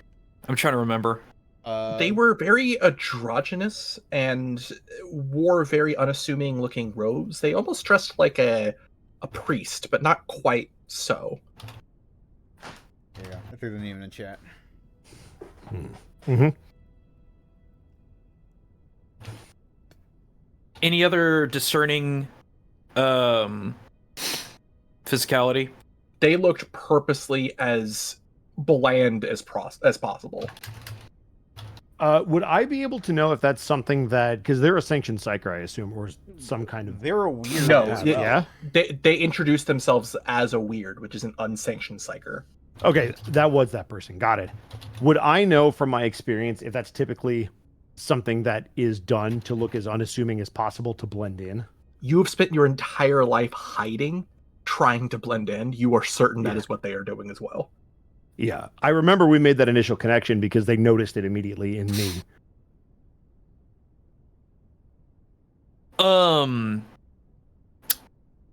If the retinue is fine with this, Nazgob is going to break off whenever the opportunity presents itself to head back to the Life Sustainer to talk to the commandos. You got it? Yep. Letting Nazgob go, he will then turn to the rest of the retinue and he'll have something to say to Lupus and Holt. By all means. Do you want to do Gaijin first or me first? Since you're still in the room, we'll do the people in the room first. So we'll take Nazgob a second to get to the Life Sustainer. It won't take me long. It'll be a quick scene. Yeah. So then Jerichus will turn back towards Lupus and Holt. You have my sincerest apologies for all of the trouble. From the sound of things, it seems like you had no hand in what happened. That is true in a manner of speaking, but it does not change the result.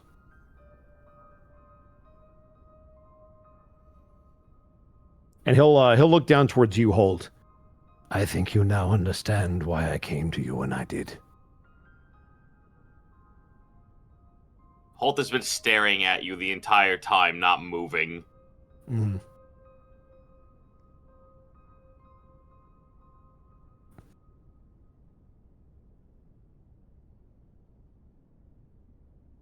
Be burdened with this scenario a second time.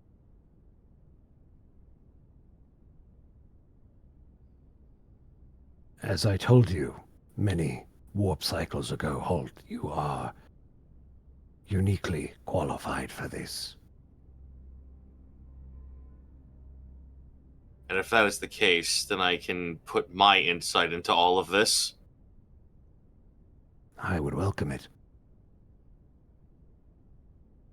There has been no damage outside of just knowing that there is a slight bit of corruption at play.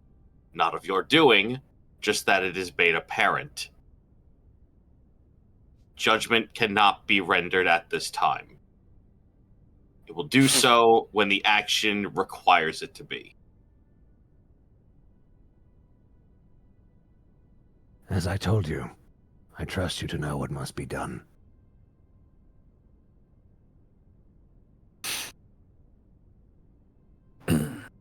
I will see it done if it needs to be. Is there anything else you require of me, Lord Captain? Any questions I can perhaps answer? Just something that bothers me, I suppose. Back when we first started all this, our first contact with Hive Fleet Abyss, you mentioned something had its sights on me. Indeed. But it changed. Its gaze rested on you.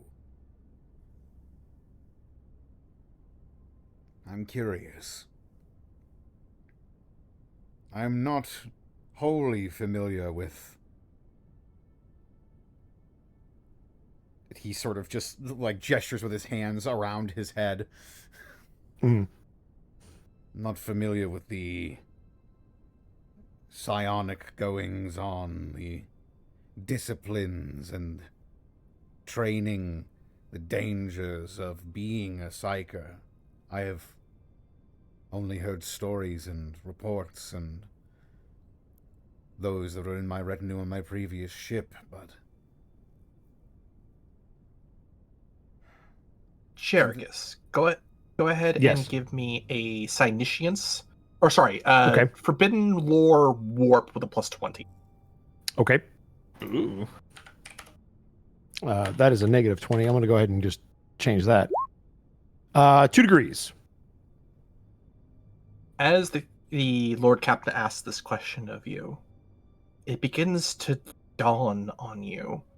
You recall this sight, something beyond the materium it would feel, looking towards the Lord Captain, until an immense amount of psychic energy was expunged, and then it looked towards you. You then recall your time with that strange voice the first time in the Fool's Guild. Again, something was looking at you until another psyker perhaps expended enough energy to gain its sight instead.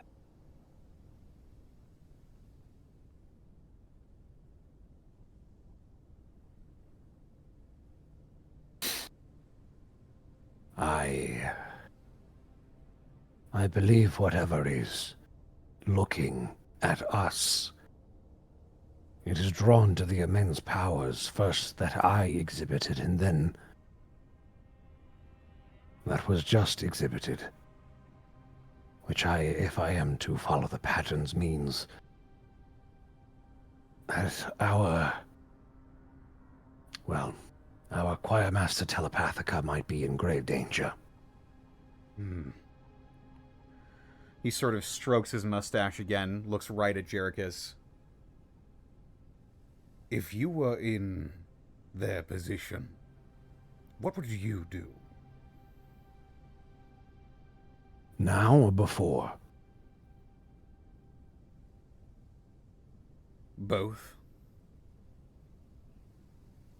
Loath as I am to admit it, the choir master telepathica did exactly as they were required. They believed me to have information that could only be accessed one way. Unfortunately, when they found something concerning, they had no choice but to report it to you, and take it very seriously. I would have done much the same. But if I knew I then had the eye of corruption and chaos upon me, I would make sure all those knew. My concern is I don't believe they are aware of what has transpired.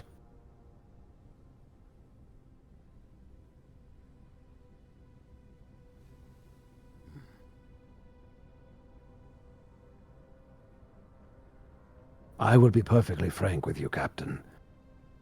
If I knew that I was a danger to you and your mission, our mission, I would report it to you post-haste, but if I thought I could deal with it in the shadows, I would also do that.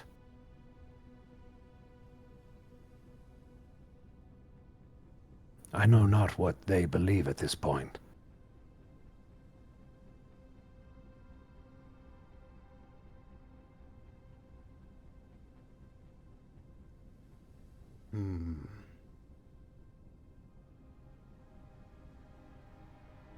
I may have to do some digging into our missing Master of Whispers.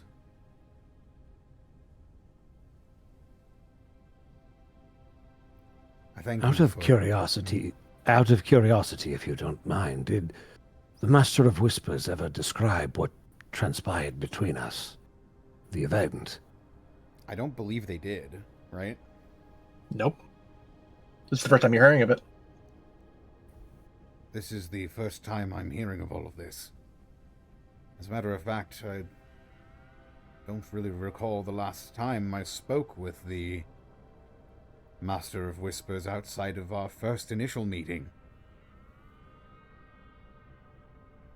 Then suffice to say, this is not the first time I have been assaulted by beings outside of my knowledge, manipulating the warp and the psychic energies to speak to me, to give me visions. The Master of Whispers was by my side the first time this transpired. Now seemingly has gone missing.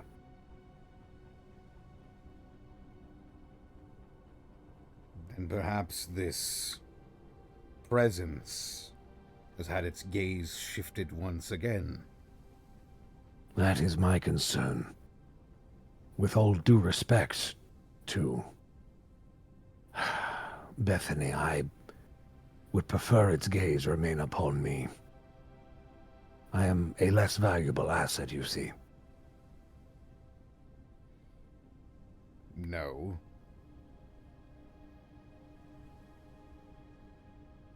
You don't get to decide your worth, Jerichus. You are a member of my retinue. You may have a piece of shiny metal on your badge, but to me, you are invaluable.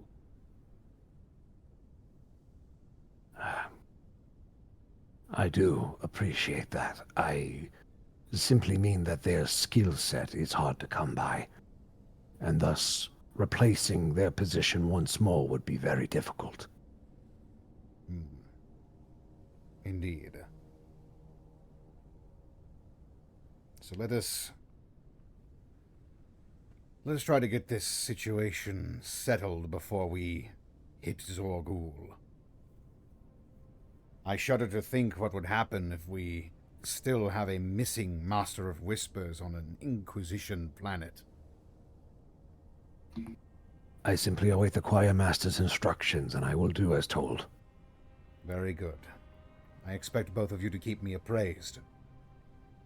Of course, Lord Captain. And Holt, Yes. just know that I appreciate you more than I can say.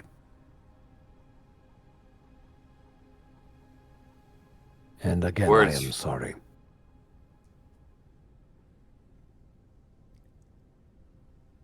Words rarely spoken to me.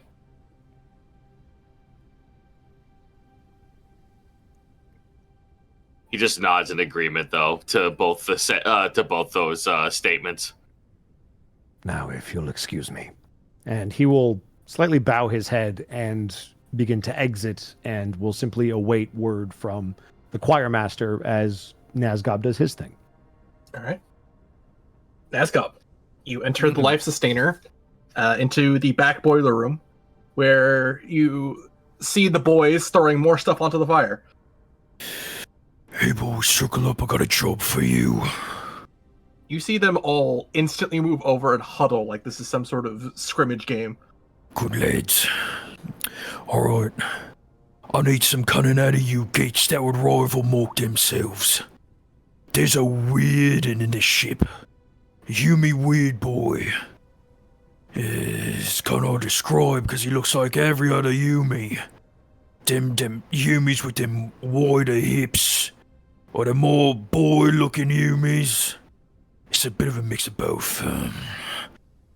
Real weird warpy stuff with this one. This kid's been missing for a while, and the other Humies and the Humi boss think that, well, some bad things might be happening if we let this git walk around. I need all you boys to scamper around this ship, all top and bottom, using your most deafening cunning. Sneaking in the shadows as best you can. And I need you boys to find this git. As soon as you do, you needs to message me ASAP. Don't ask what that stands for, I hear that from humans all the time. You want us to bring her back your head? Or its head? No. Just like a weird boy, you never know what's gonna happen with their heads. I saw 2 of them not too long ago. Looked like they was about to explode their brains, and maybe everyone else with them. No, boys, it ain't worth the risk. I just need you to tell me when and where you sees them. And if you find them, you follow them. Don't look for any big flashy robes. They wear kind of basic things. What shame that is. They could use a little flash. But you keep an eye out for them. Is there a cogitator screen or anything like that where I could possibly pull up an image of them? Sure, it's got a knife through it, but yeah, you can pull it up. I'm just gonna like slap it a couple of times until it comes into focus. Sure, it does. Suspiciously works. Yeah, right. You keep pressing stuff as you see Urdrot the Grot like actually programming in what you need. Excellent. Just stealthily. Oh, see this guy right here. The humans don't know that Daze is a weird boy, which is the worst kind of weird boy. But you see them, you see this guy right here. You let me know immediately. Don't go crumping him. Don't try to capture him none. You know how it is with these Yumi weird boys. 1 minute Dace is fine, and the next Dace is tearing a hole to the warp, and all kinds of gribblies is coming out, and well, I'd like that fight, and I know you boys would like that fight. And it's just the 13 of us, and a bunch of Yumis. We need to nip this in the bud, as the Yumis say, as soon as possible. That's what it joking means! Oh, that's what it means. Yeah. Alright, can I trust you boys to get this job done? Oh, we start looking for them, boss, and leave the crumping to you. Alright, good boys, good boys. Now, if you see them summon any gribblies, and if you needs to crump, don't be afraid to crump. But you know how it goes. You see them start punching each other in the arms as they start getting their gear. They start doffing a lot of their gear so they can be more quiet. That's my boys right there. You'd be a fine addition to the Golden Cob mob. A few of them laugh before beginning to don face paint. That's what I'm just gonna sit there and nod appreciatively, understanding it slowly the need for all manner of boys in his mob. All right. Is that everything for you for now? Yeah, I just want them scouring. I want them split up, scouring the ship, looking for this individual, Gaijin? contacting us immediately. Yes? I love listening to your role plays and work. I just love it. I love everything about it. Appreciate that.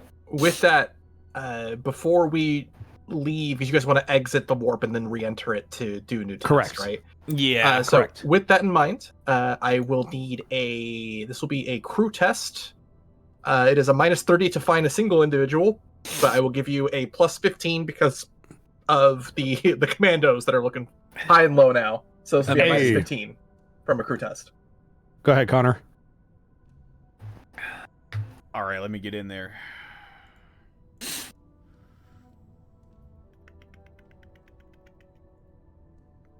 Fool's Gelt, crew test, 15. Come on, boys, don't let me down. -15. -15. Because we need to find this guy.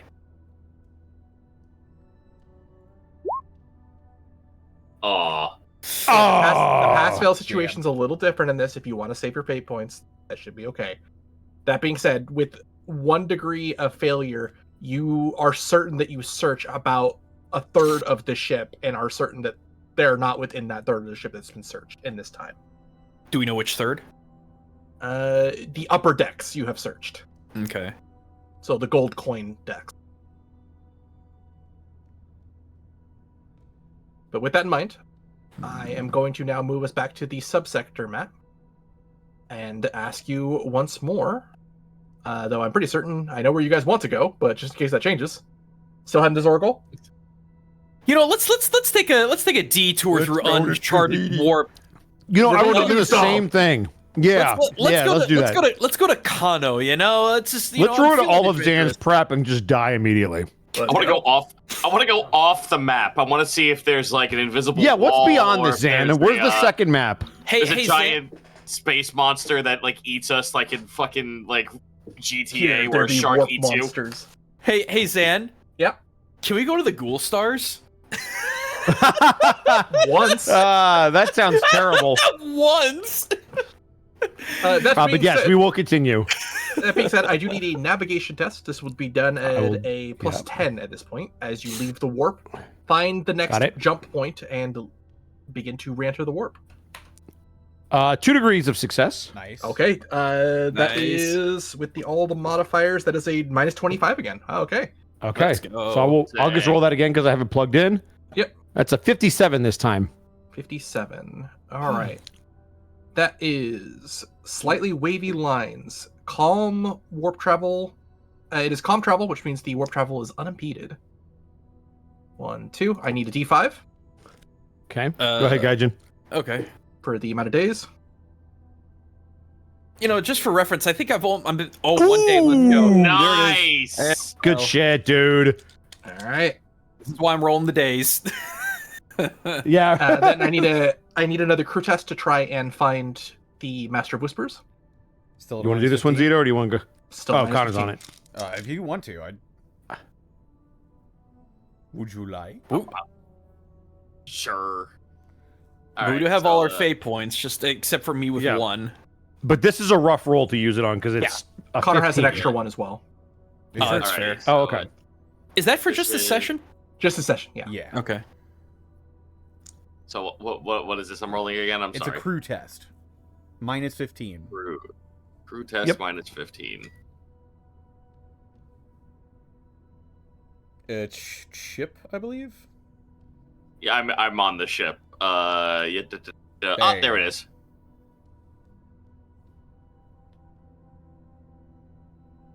Damn. That's all right. Nah, That's all right. That's a hard That's a threshold. rough check, yeah. Yeah. Again, you had 3 days to search half the ship before. Now you only have 1 day, so it makes sense that you don't necessarily find anything in 1 day. That being said, because it's only been 1 day and you moved 2 void units out, do you want to stay in the warp and keep this minus 25 to the roll, or do you want to exit and re-enter again? I think this is a safe. We can risk this because we have a It's minus been 25 to the roll is pretty good. Yeah, it's very good. Yeah. I'm good with risking it. All So right, I'll roll that D100 again. Mhm. 3 because we just re-roll hot on this. All right, that's clear travel, gain an additional space of movement, which will get you 2 Zorgol. However, I do need Let's go. another D5 for the amount of days. Yeah, but I trust in Gaijin. All right. I trust in Gaijin. Oh shit. Well, we're exiting though, right? Unfortunately, but it takes 5 days after to this, get to the yeah. last one. That's right. So this will be this will be 5 days total on this particular warp excursion. That being said, balls. I do need a toughness, and unfortunately, something foul is afoot amongst the fools, Gelt. The warp travel, despite it being clear, is louder and more difficult than it's ever been. Jerichus, you feel your mind shielded by whatever ritual was inducted, but all of you hear reports of nightmares and random screams in the various evening shifts that aren't from voices you can quite find. And as such, I will need a crew test against insanity. This will be at a minus 10. It's fine. We got fate points. That's true. All right, should I hit it? Do it. Go for it. Minus 10. Oh, Captain, my captain. 2 degrees of failure. Woo! Woo! Do we want to reroll it? We can. I mean, it's going to be rough regardless, but it's up to you. Threshold. I'm not sure how much better I'm going to get that. I will say before honestly, you make any decisions, every degree of failure and success has benefit and extra penalty. So if you get more degrees of failure, it will be worse. Which is what I'm worried about, because that's very easy to do. Pretty mild as far as failure goes. Plus the threshold is 20. I don't feel comfortable. I think I'm gonna get fucked if I try to re-roll it. I feel it in my bones. So that's fair. That is smart. Give me 1d5 plus 2. Oh, I gotta type it in. Roll 1d5. You know, this almost feels like playing Call of Cthulhu, just a little bit. I mean, it's based off the same die system, so that's a week. Okay. Oh, this isn't time. This is the insanity check, as your crew morale is lowered by 7 from 4 restless nights of sleep. Okay. Crew morale is now at 60%. Yeah, I was about to do it and I saw it change. I'm like, nope, don't touch it. It's low enough. Oh, And we gotta find a during pleasure this- world. During this time, as you move forward through the warp before you arrive at Zorgol, Nazgob, it has now been days of searching, but now a different search finds you. One that has taken several hours now. You and Erdrot have been calling out Goldie's name. She's been missing for about that amount of time, again for the 13th time or so during this voyage. However, using your keen sense of smell, you finally catch her scent. Her trail brings you to a closed barber shop. The window shattered in a squig-sized hole as you hear her snoring and snorting somewhere inside. Goldie! Where's that squig? Where you at? Goldie! You hear somewhere down the hall Erdra also call it. And as you move towards this barber shop, you see her still soundly asleep inside the shop, wrapped up in some noble lady's fancy wig. Not totally destroyed this wig, but sincerely ruined by making it a squig's bed. Can I get in? Like, is it locked or anything? The door seems to be locked, but the window doesn't seem orc-proof. I was about to say, can I just make a like? What kind of door is this? It's a mag door. Oh no. You know what? I'll try it. Oh no, Okay. not the door. If I may. You may. It's a strength. No, I can't open the stupid door. I hate these doors so much. All right. I'm just gonna bash the window in and go through that way. All right. You find the Ralph Wiggum your way in. Just like in you this barber shop. I don't care. You find your gold-colored, fanged face with legs and a tail, out like a light in comparison, seemingly not responding to any of the noises that you've just made getting through. As you hear another long litany of snores before she bites the air hard. Still asleep. I'll kind of pick her up. Now, Goldie, you don't want to pin that. You don't know where that's been. I try to pick her up. You pick her up and she kind of just bites the air. Still comfy. Do you remove the wig or do you take the wig with her? I'll take the wig with her. All right. She's still sound asleep, seemingly as happy as can be with inside this wig. I don't know why you just running off all the time. You don't need to be bought no one else. I was the only one you needed.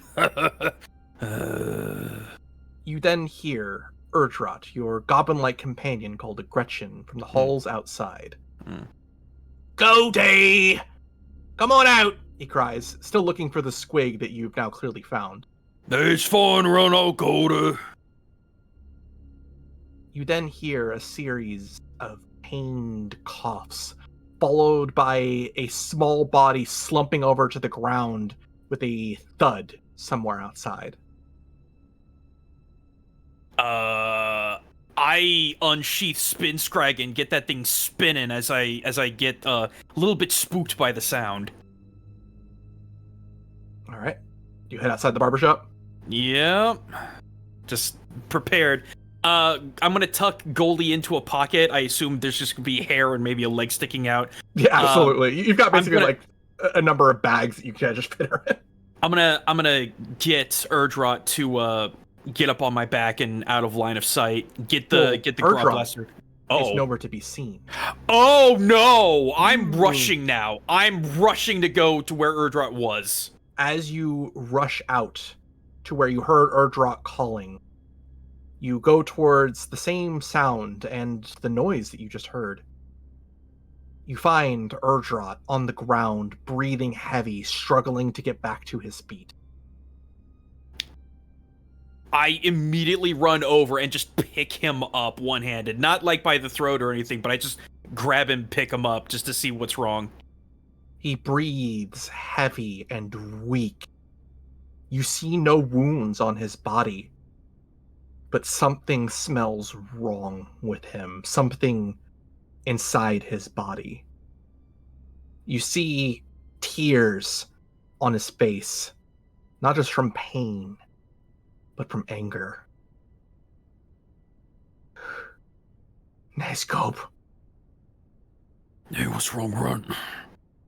He clutches his stomach. The cult of the pure body. I want to kill them all, Nescope. Just for reference, that's the Gene Stealer cult that was messing with him, right? You're not certain? You would imagine so? And what was that called again? Because I don't know if I've heard that name before. The cult of the pure body. You hear another slew of dry, painful coughs echo from Erdrot on your shoulder. They pulled me apart. They put stuff back in me. They left me to die, and I wasn't the only one. The boys I was with, they used gas to knock us all out. Didn't even give us a fight. The cult, they turned them into... Well, it wasn't boys anymore. I didn't live long after that either. Well, they turned them into bug eyes. I don't know. I don't know what they were. You see flecks of blood pool around Erdrot's mouth. Promise me, Nescope. If I turn into whatever those boys was turned into, you put me down quick, yeah? Don't you start getting soppy on me. That ain't gonna happen, and you know it. I'm immediately breaking into a run to the not to the helm, the brain activate. Bridge. Thank you. Yeah. Bridge, sorry. okay. I'm sorry. My brain is falling apart quickly. It's all good. You're okay. You hear him gasp for air once more. And with that, I need a toughness test from Erdrot. As I'm going to give you control over Erdrot's character sheet. Oh boy. He's got like 80s and everything. I mean, the way he kills stuff, absolutely. He's like a single shot, just gone. I would not know any better. I'm gonna hit Erdrot with a stim, not the stimmy, but I'm gonna hit him with a stim because I wouldn't know. Okay, if that is the case, I will give you plus 20 to this. Okay. Nice. Oh, excuse me. Oh, he's a grot. Toughness is not gonna be great. Second switch over. 1 degree of success. Nice. 1 degree. Give me 1d5 minus 1.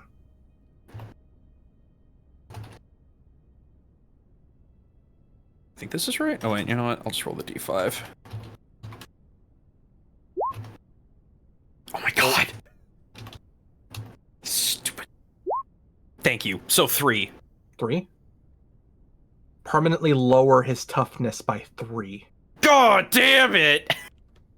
Once per week, he will need to retake this test. If he reaches 0, he dies. Oh, that's not happening. He gasps for air as his body shivers and he crawls into your armor.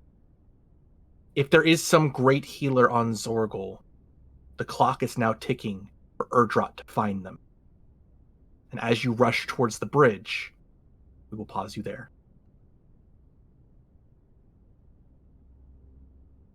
Holt. Yes. Chief Bosun Levita Underbite escorts you to her office. By request, you have arrived to see a small blonde rattling girl, the same one you saw on your first day here on the Fool's Gelt. She looks feverish, starving, and dehydrated as the Chief Bosun speaks up. We scanned her. She isn't contagious anymore, but her body isn't doing well. Despite her weakened state, Holt, the girl sits up and smiles, her face alit the moment she seems to see you. Master at Arms! You hear from the little girl. Okay, well, I'm sorry, were you going to say something? Sure. My name's Vanessa. I have your picto. It was taken during the parade above my dinner table. She then seems to shiver, clearly freezing from her current condition. I pat her on the head, kind of like gently, not roughly, like ruffle her hair a little bit. Will you sit with me? I don't see why not. The ship's confessor said you're from Cape Cornu. Is that true? Yes, that is true. Wow. My family is from there. All 8 of me brothers. They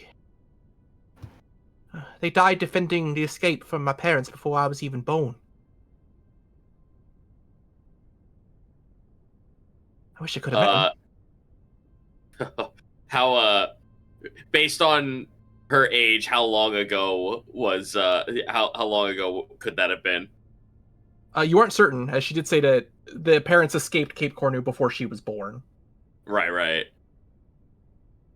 And considering how many children ratlings tend to have, it is difficult to say how long ago that was. Fair enough. Tell me, have they told you anything about Cape Cornu? Just that you could see the most beautiful stars in the night sky there. They were not lying. You could see all of the stars in the whole sector just dancing in the night sky. You think we'll be able to see it one day? My dear, I aim to make sure that that is something that will occur. She smiles. Is the Lord Captain as good as they say? More than you think, child. More than you think. My mum, she was killed by our previous Lord Captain. They said she stole some bread, but that wasn't true. You see her lip quiver for a moment as she has a thought. We're looking back towards you. Will my dad be okay?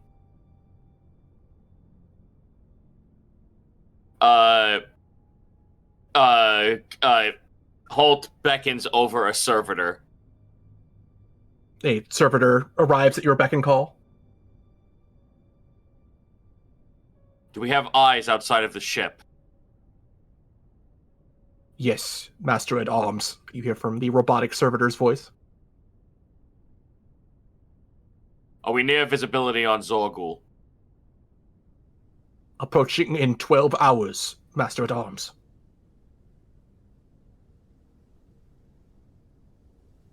Excellent. Bring up the most recent image of it. As you do, you see what looks like a planet full of luscious green and blue fields of ocean, with a number of information statted on its side, all listed as redacted. Visual only, turn off the lettering. They do so. I have the image, I show the image to the girl. Do you see this planet, child? Yes. On this planet, me and the rest of the retinue, the captain and my other companions, we strive to find here on this planet a doctor who will help not only us, not only your father, not only you, but the entire ship of the Fool's Gelt in seeing that we all are clean of any impurities. That's amazing. Indeed. Though, unfortunately, it will require me for you to be your father, and everyone else on this ship, to be as strong-willed as you have been for so long. If you will grant me just a few more hours of the strength given to you by the Emperor, we will see that your patience is absolutely rewarded. She shivers again deeply as the chief bosun finds a fire blanket and wraps it around this little ratling girl named Vanessa, who looks up towards you, Holt. Her eyes teared, not in pain, but in joy. Thank you, Master at Arms. You're welcome, Vanessa. Don't worry. Your father is only sitting in the brig for a small amount of time. As I have promised him, I will promise this to you. Upon our return to the ship, we will see to it that your ailments are taken care of, so that you can hug your father with arms wide open. She smiles before her condition begins to tax her heavy eyelids. Slinking into her blanket, she lays down onto the bench that you are both sitting on. The excitement of meeting you, Holt, seems to have sapped what waking energy she had left, as the chief bosun speaks up to you. I can watch her, Master at Arms. But if you find any stims, it will definitely improve her chances. Without hesitation, I put one in their hand. These are rare. I'll make sure that it's given next time she eats. Better chances. Very good. Hopefully by then, we'll have someone to make these more in supply for us. And as you say that, you see a number of individuals take notice at what has happened here in aft security. Please give me a fellowship, and I'm going to give you a +10 for giving... I'm going to give you a +10 for giving the stim, and an additional +10, so total +20, for the roleplay. Got it. Here I go. 1, 0, 0, but it's a degree of success. It's a pass, yep. That is karma. Permanently increase your fellowship or willpower by 2. Nice. I will do the fellowship. That brings me to 30. Yosha. Nice. Yosh. Honestly, very fitting for the way you've conducted yourself today. Mm-hmm. Leaving a lasting impression on the many abhumans of this ship, Holt. You feel as though your business here is concluded once more. For now, we will pause you there. Jerichus. Please, no more.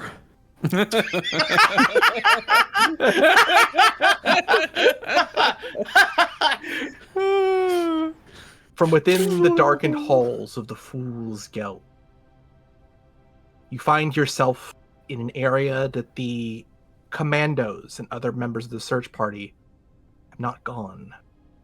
The lower decks. Dark, poorly lit, and isolated is this place, as yet again you find yourself alone. You bring your handheld light to keep looking at the requests of the choir master. It has been many hours of searching since your last break, and no one on this secretive task force charged with finding the Master of Whispers has found so much of a hint of them yet. Then another connection to your mind solidifies as you hear the choir master's voice in your head once more.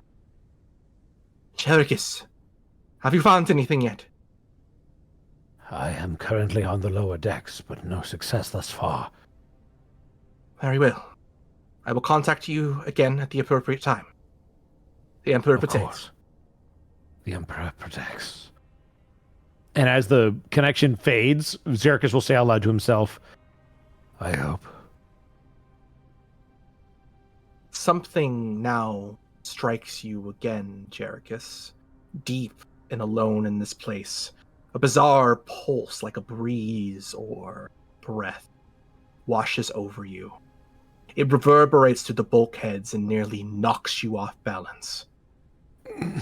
Please give me a Cynicians +10. Okay.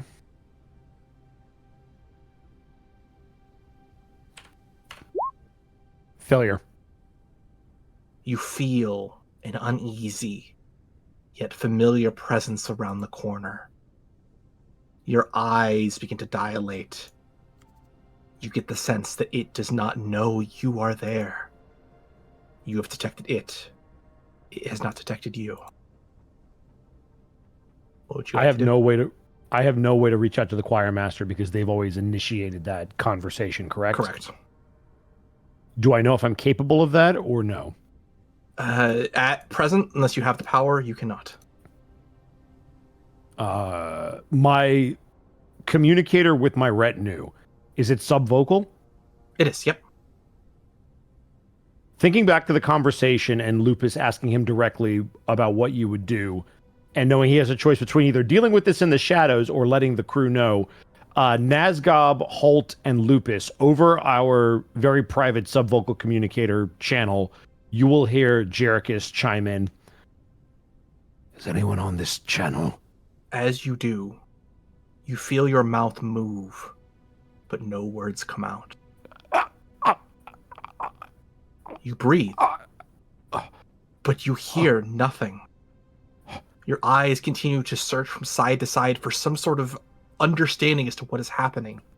And just out of the corner of your eye, you see a pair of boots, lateral and unmoving.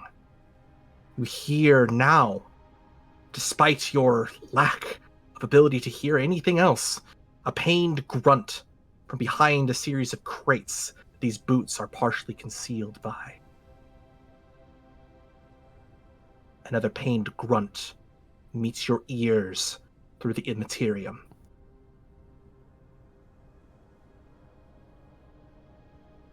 What do you do? Can I attempt a Psyniscience to see if what I'm seeing is A, even real, or B, if the person that I'm coming upon has any kind of connection to the warp that I can pick up on? Absolutely. Since you have Forbidden Lore Warp in this instance, I'm also going to give you that plus 10 for the synergy bonus, just like I did before. Okay, this would be another Psyniscience? Yes. Mm-hmm. Okay. I kind of want to... I'm going to use a fate point on this because I feel like I need one of these to go my way. So we're going to go ahead and re-roll that one. It is not meant to be because it went from an 89 to a 93. So I... not having any knowledge whatsoever, Jerichus will slowly start to approach because he was told to search. And as you approach around the box, the series of boxes where these lateral person may be, where these grunts are seemingly emanating through the warp, you feel as though you've entered a field of total silence, psionically created by something or someone. And as you look over the box, you see the Master of Whispers, face down, but breathing, in this isolated and lightless corner of some nearly never visited bulkhead. Jerichus is going to just attempt to tap the subvocal communicator, realizing that he hasn't been able to speak, but he wants to tap it twice to see if it'll get the attention of the retinue, even if he can't use any words. And then he will try to speak out. Yep. All of the rest of the retinue hear a tapping on the subvocal mic.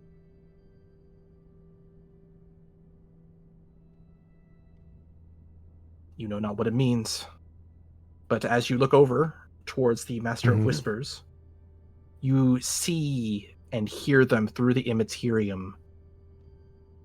You feel as though they are sleeping, and their mind is open, wide open and unprotected by the warp. You've seen things like this before. A warp dream, as they often call it. But here it is far worse, as there are not just voices from the warp that echo out from the Psyker's mind, as is customary for a warp dream. Instead, you find the Master of Whispers is not just unconscious, but through your ability to see the immaterium, you see something is stuck to their face. An etheric and ethereal starfish-like creature seems to be very slowly draining the Master of Whispers' very essence in front of your eyes. It is attached to the Master of Whispers, and seemingly has been so for some time, keeping them alive somehow, but also slowly draining them. Please give me a Forbidden Lore Warp plus 20. Okay.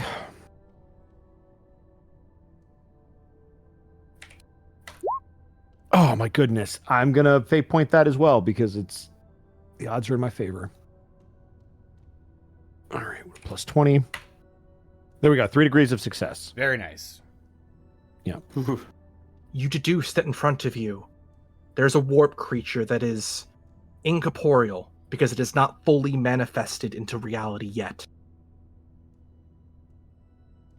You suspect that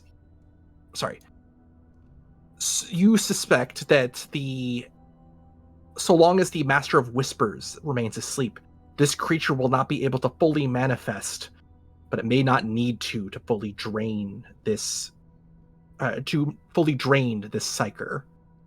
So long as they remain asleep, you deduce they are prolonging this horrible creature its meal of this psyker's soul.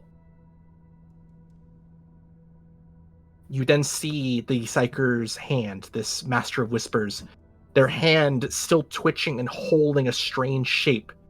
You get the feeling that they are holding on to some form of psychic power even in their unconscious state, one that suppresses and keeps hidden their presence. Understood.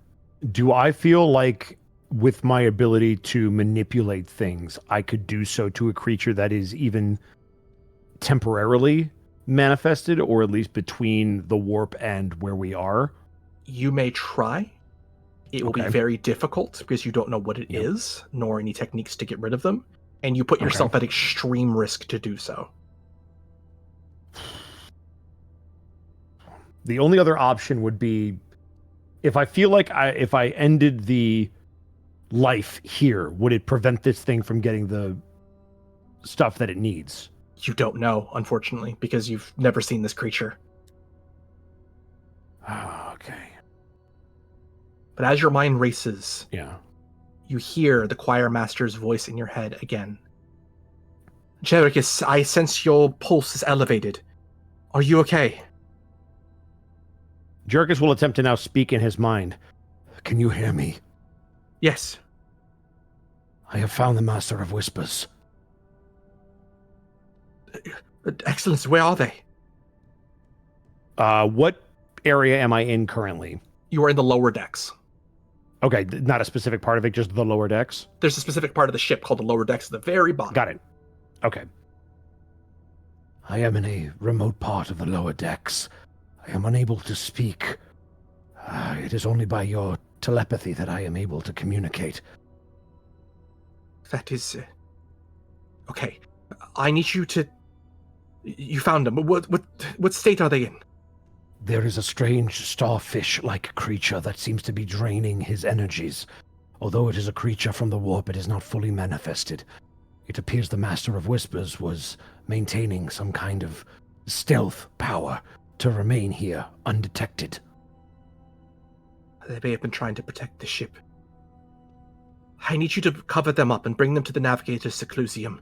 It is the safest place for psychers right now after the Drukhari attack.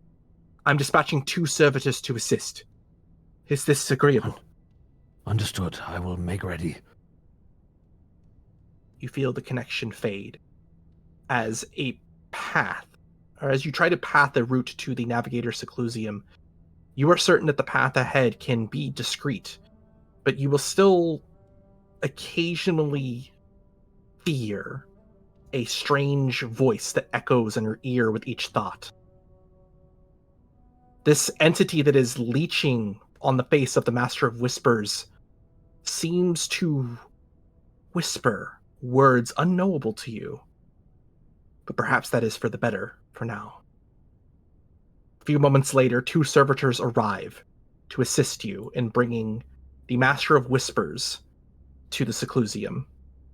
We will pause you there. Lupus, you find yourself cresting over the very mountaintop of data slates and paperwork that you've been charged with maintaining.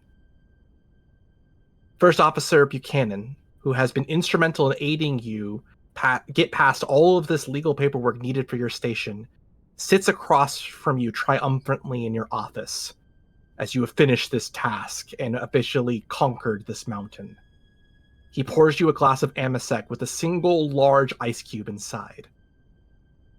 It never ends, my Lord Captain. But there are brief moments. He slides the glass over to you, Lupus. he will take the Emisec and he will swirl it and swig it.